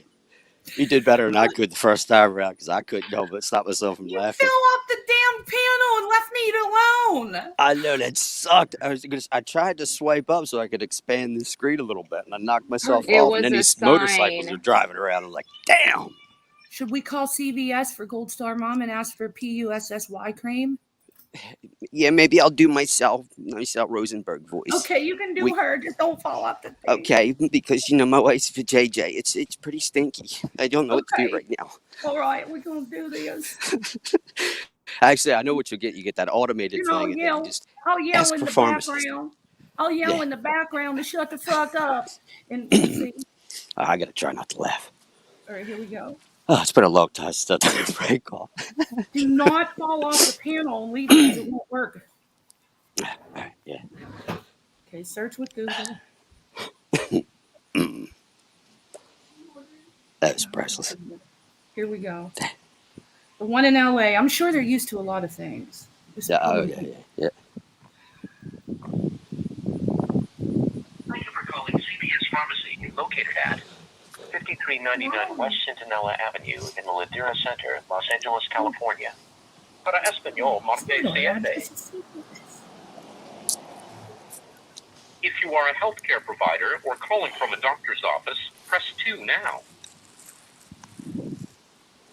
You have a prescription ready for Oh my God. Wait, who am I calling? The pharmacy? Pharmacy.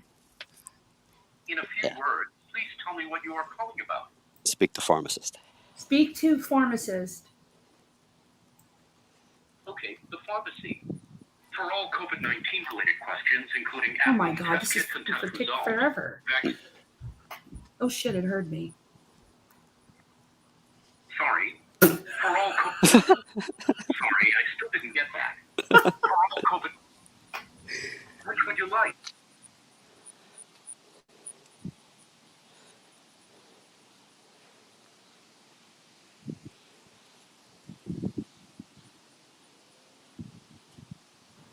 Did you know CPS Pharmacy offers over 15 vaccines for you and your family, like COVID-19, pneumonia, and more? Visit cps.com/vaccines to schedule yours today. If you need to refill or transfer prescriptions or want prescription delivery, you can do that and more on cps.com or on the CPS Pharmacy app.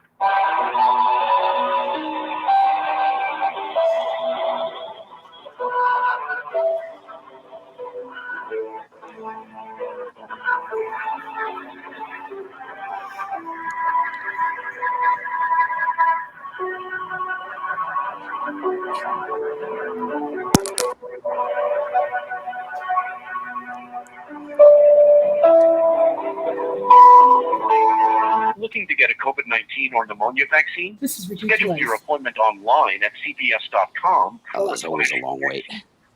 If you need to refill or transfer prescriptions or want prescription delivery, you can do that and more on We just want a lady. cps.com or on the CPS Pharmacy app.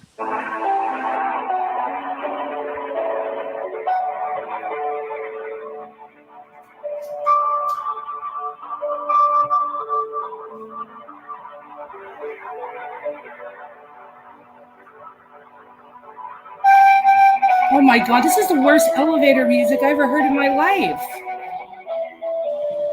Always. This makes me go to bed. It's almost depressing. Looking to get a COVID-19 or pneumonia vaccine? No, Schedule we your want a appointment customer online service at representative. cps.com/vaccines.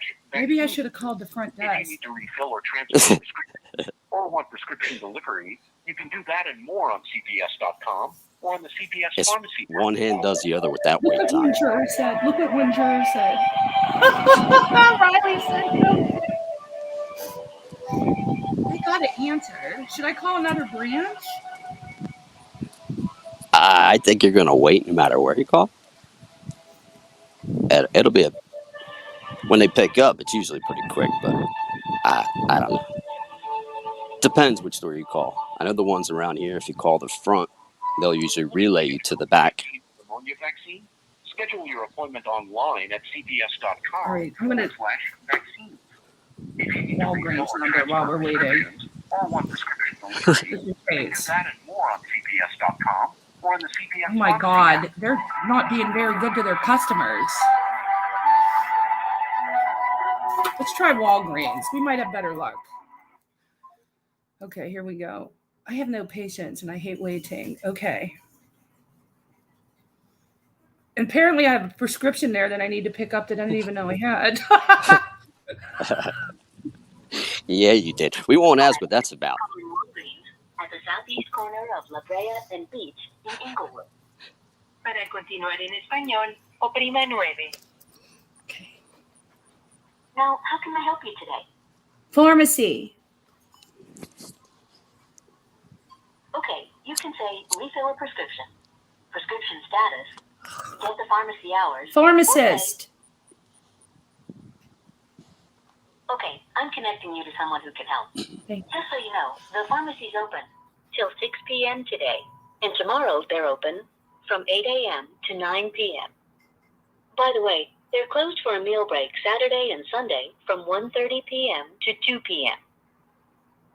Please remain on the line to speak with a member of our staff.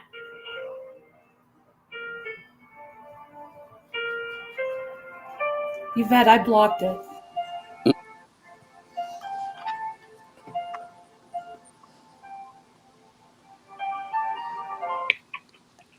Pharmacy, I can help you. Hello? Hello? Hello? Can you hear me? I can help you.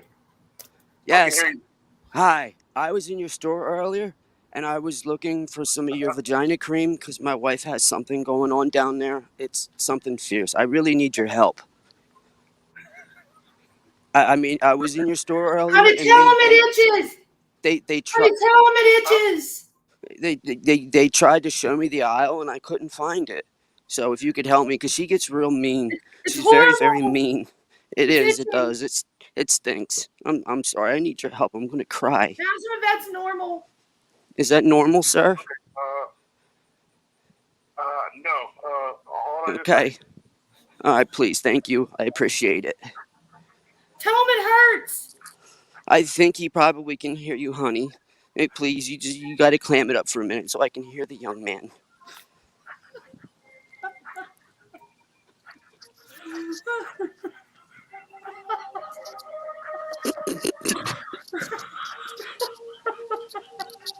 Shush. Shush.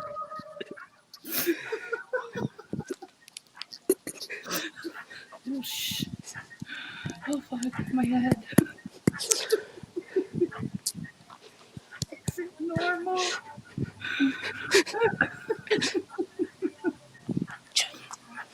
He's literally looking. Yeah. What's he looking for? I don't know.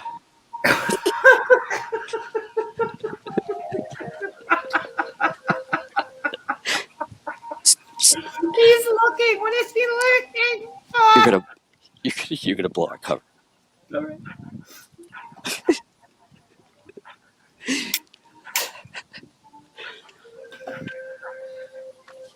One juror, you're right. He probably is. One juror said he's going to put a girl on.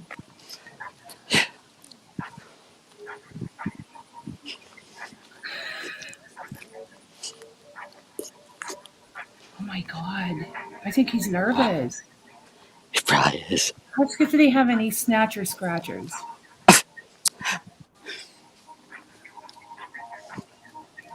Bottle of Glade. Yeah, Laura, we can. That's a good idea.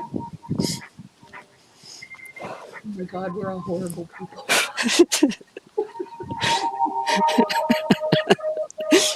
Okay, Gold. Oh shit. Honey, I think it's called pussy cream.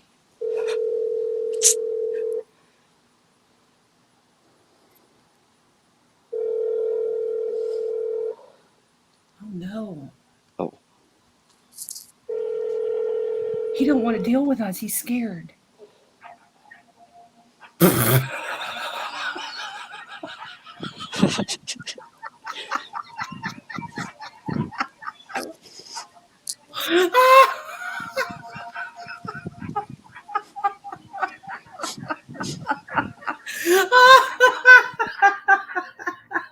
He's scared of us.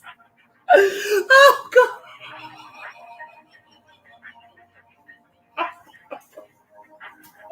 He's probably telling everybody in the office he transferred us. I know, Blue Velvet. Where did he send us? To eternal voicemail. I don't know, but I need that young man's help.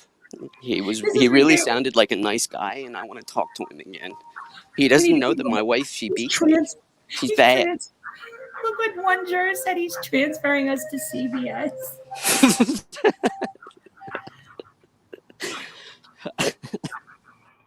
They're literally leaving us on unread.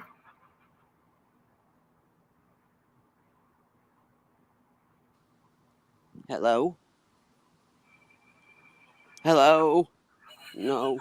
Okay, I can tell. You don't want to talk to me. That's okay. I don't make many friends nowadays, but it's all right. We'll call a different Walgreens. That one guy bailed out on us. Yeah, he probably heard that. Especially, I'm about to cry. I'm calling You gotta one's help far me. away. I'm calling one's far away from me too. It's 2-1 I- Elvis's window. I was going to ask him, what's the application for that? Do you use a plunger or something? No, ask I for mean- a snatcher scratcher. Nah, they would know at that point. They'd be like, oh, come on. If I get hung up on. Hi, thanks for calling Walgreens at the northwest corner of Sepulveda and Grand in El Segundo. Para continuar en español, oprima 9. Now, how can I help you today? Pharmacy. Okay, you can say refill a prescription. Pharmacist. Okay, I'm connecting you to someone who can help. Just so you know, the pharmacy's open till 6 p.m. today. and tomorrow they're open from 8 a.m. to 9 p.m. By the way, they're closed for a meal break Saturday and Sunday from 1:30 p.m. to 2 p.m. Please remain on the line to speak with a member of our staff.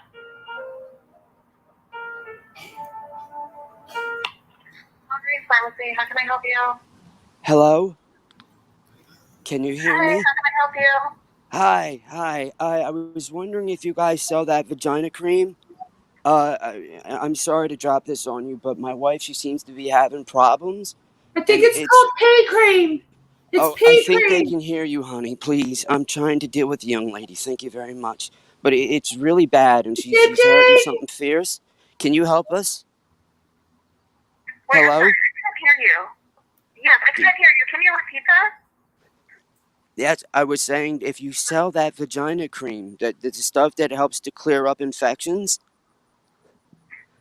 What kind of cream? it's vagina cream. I don't know what else to call it. I've been looking online all day, and I'm old. I don't really know too much about that internet thing. Oh, you But need a cream for a vaginal infection? I guess so, because it's something fierce right now, and she gets very, very crabby when she's upset. So I mean, if I have to go into your store, that's fine. I'm not that type. I don't get embarrassed too often. Oh, I'm sorry. One moment. Let me ask the pharmacist if there's something. She may have to go Oh, to your doctor, though. oh, thank you, sweetheart. I appreciate that so very much. Thank you. It's green. I know, honey. We're getting you help. We're getting you help.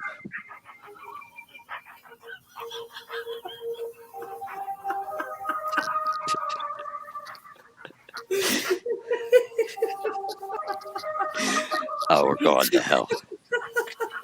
Going straight to hell.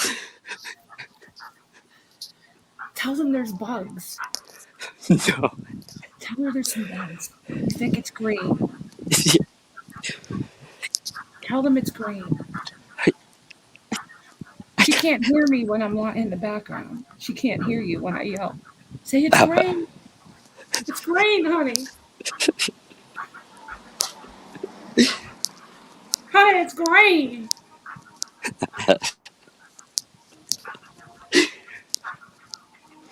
Tell them it smells like roadkill.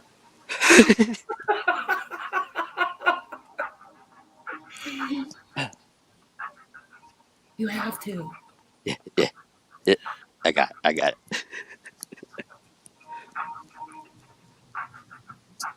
It is catchy, Ashley. We should all be dancing. Urban said they're going to recommend metronidazole. Metronidazole. The Zales cream.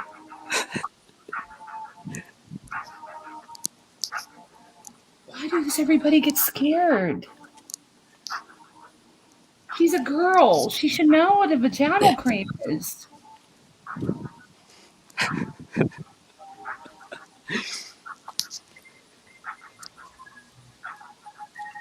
Tell them it sounds like old recliner in roadkill. And it's green. Oh, that's priceless. Thank you for calling Walgreens Pharmacy. Oh, one moment. Oh, thank you.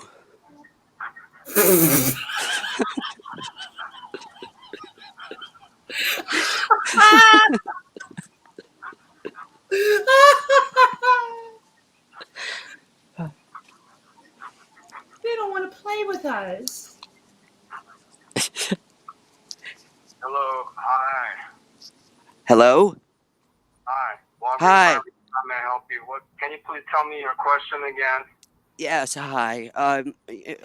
My wife is having some sort of problems, and it's down in her little female regions. I was wondering if you guys sell some kind of vagina cream, and I don't know if it helps. I'm a little old to be working the internet, but I think I've... Bacterial. You will need a prescription for bacterial. But for yeast, you can buy over-the-counter yeast infection medication.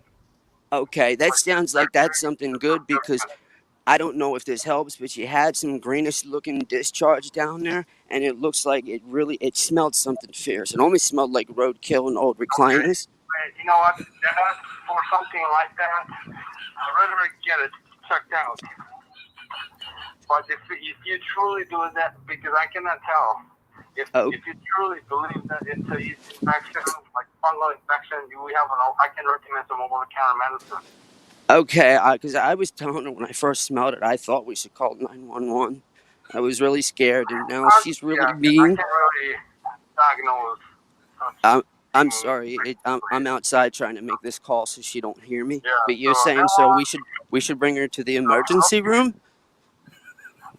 You can if you want. Yeah, if you truly do that as an emergency, then go for the emergency room. But I think that you should go to an urgent care. But that depends. Can we send him a picture? Oh, Send I him- think he can hear you, honey. It's Can okay. you We're send gonna him get a this taken picture? care of. Yeah, Send can him a I picture. can I send you a picture, sir? Please? And anything else? Can we send a picture? Can we send a picture? I don't know what else to do. No? Oh. Don't do that. Yeah. Okay, well, I'm so sorry to bother you, and I appreciate all your time, sir. But I recommend that you go get it checked out. Okay, we will. Okay, thank you so much. Bye-bye.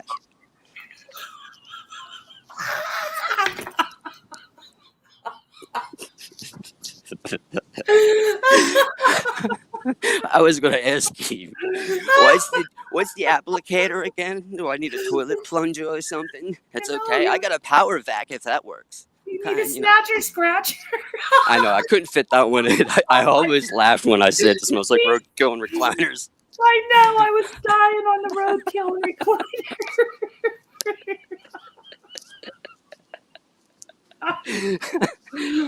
Oh God. Okay. I think we're not.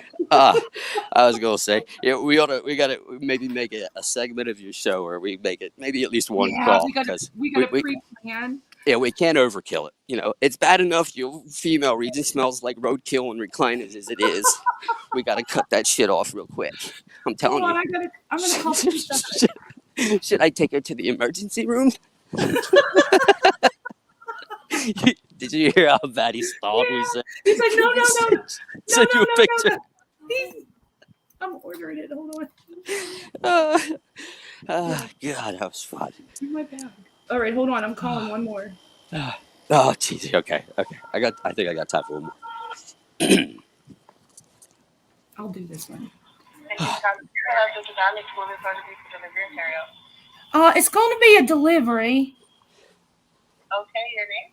My name's Margaret, and I'm staying at the Hollywood Hotel on Hollywood Boulevard, and I can't find a Pizza Hut that's going to bring me some of that there marijuana and some beer.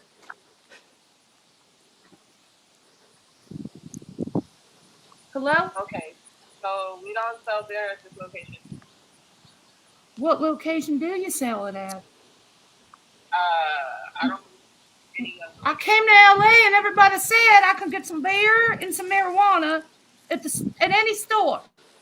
I thought I saw that ad too. I thought it said every My place husband and I sells are it. bored and we're in the hotel and we came all the way to LA to get some marijuana and I'm Mary Jane and we can't find it nowhere. Do you know where to go? I don't know what's wrong with you.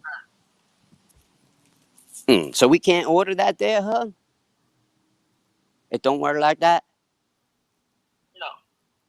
What can we order? Do you know somebody around that way it does? What can we order? We can't get the beer and the marijuana. I tell you what, love, we surely hook it up for you, Suge.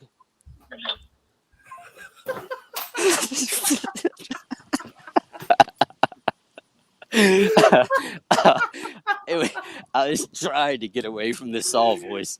Well, you know damn well she knows where to buy the marijuana. She's like, don't play with me. Playing with my money's like playing with my emotions, Smokey. Okay, wait, I got one more. Hold on, it'll take 5 seconds. 10. I feel like I'm in high school again. 6, 7. I know, you're opening Pandora's box, that's all I'm going to say. You're bringing all those dudes that flashbacks. the phone number to deliver your carryout? This would be for delivery. Have a phone number? No, what do you need my phone number for? That's private information.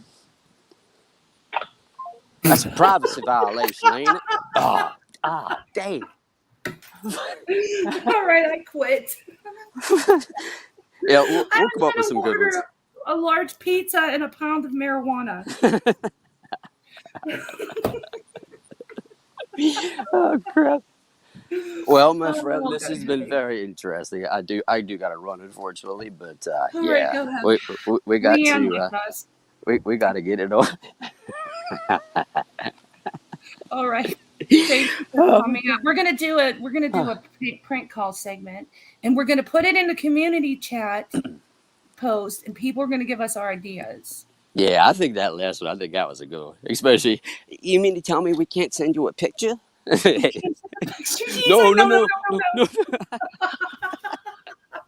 I don't know why. I don't know how to work the internet. I'm too old for this kind of thing.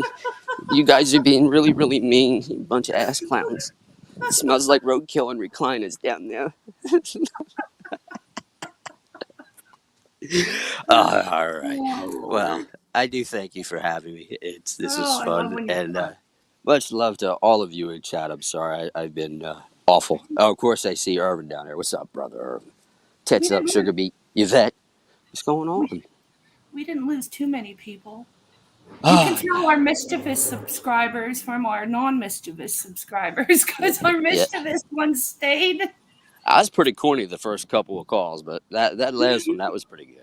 I'm finally getting my stride. I gotta find my young self again. It's been so many years since I've done a prank call. I think 30 years maybe. Maybe 35. I can't remember my last one at all, but that was fun. Yeah. Thank you. You're welcome, Sugar Beet and 71 and everybody. Yes. Okay. We might come on later. We're gonna, Melissa Jade's going live at 5 with a really cool live. And let me grab the name of it because I can't remember the exact name of it, but it is Mysteries in History Episode 2. So if anybody wants to go over for that, that's at 5. Absolutely. And I don't know how long Leanne has her daughter over, but I'll find out. And then once Melissa's over, we'll come back up and we'll do comments, guess the comments, more Urban Dictionary. Hey, maybe we'll do a late night prank call now. We got to make this a regular segment. Hey now. I hope everybody enjoyed Jim Jones. Yes, I and know I did. laughed. That was always very interesting. Yeah. Oh, thanks, Linda. That was what we wanted. The whole reason we started a channel. Do you Drew One Drew Matters? I love that. Okay, so yes, we started with serious. We ended with laughter. Everybody go enjoy your day. You put your poise on. And make sure you check out MJ's live. I don't know who else is live today. I don't know if Granny's live or not.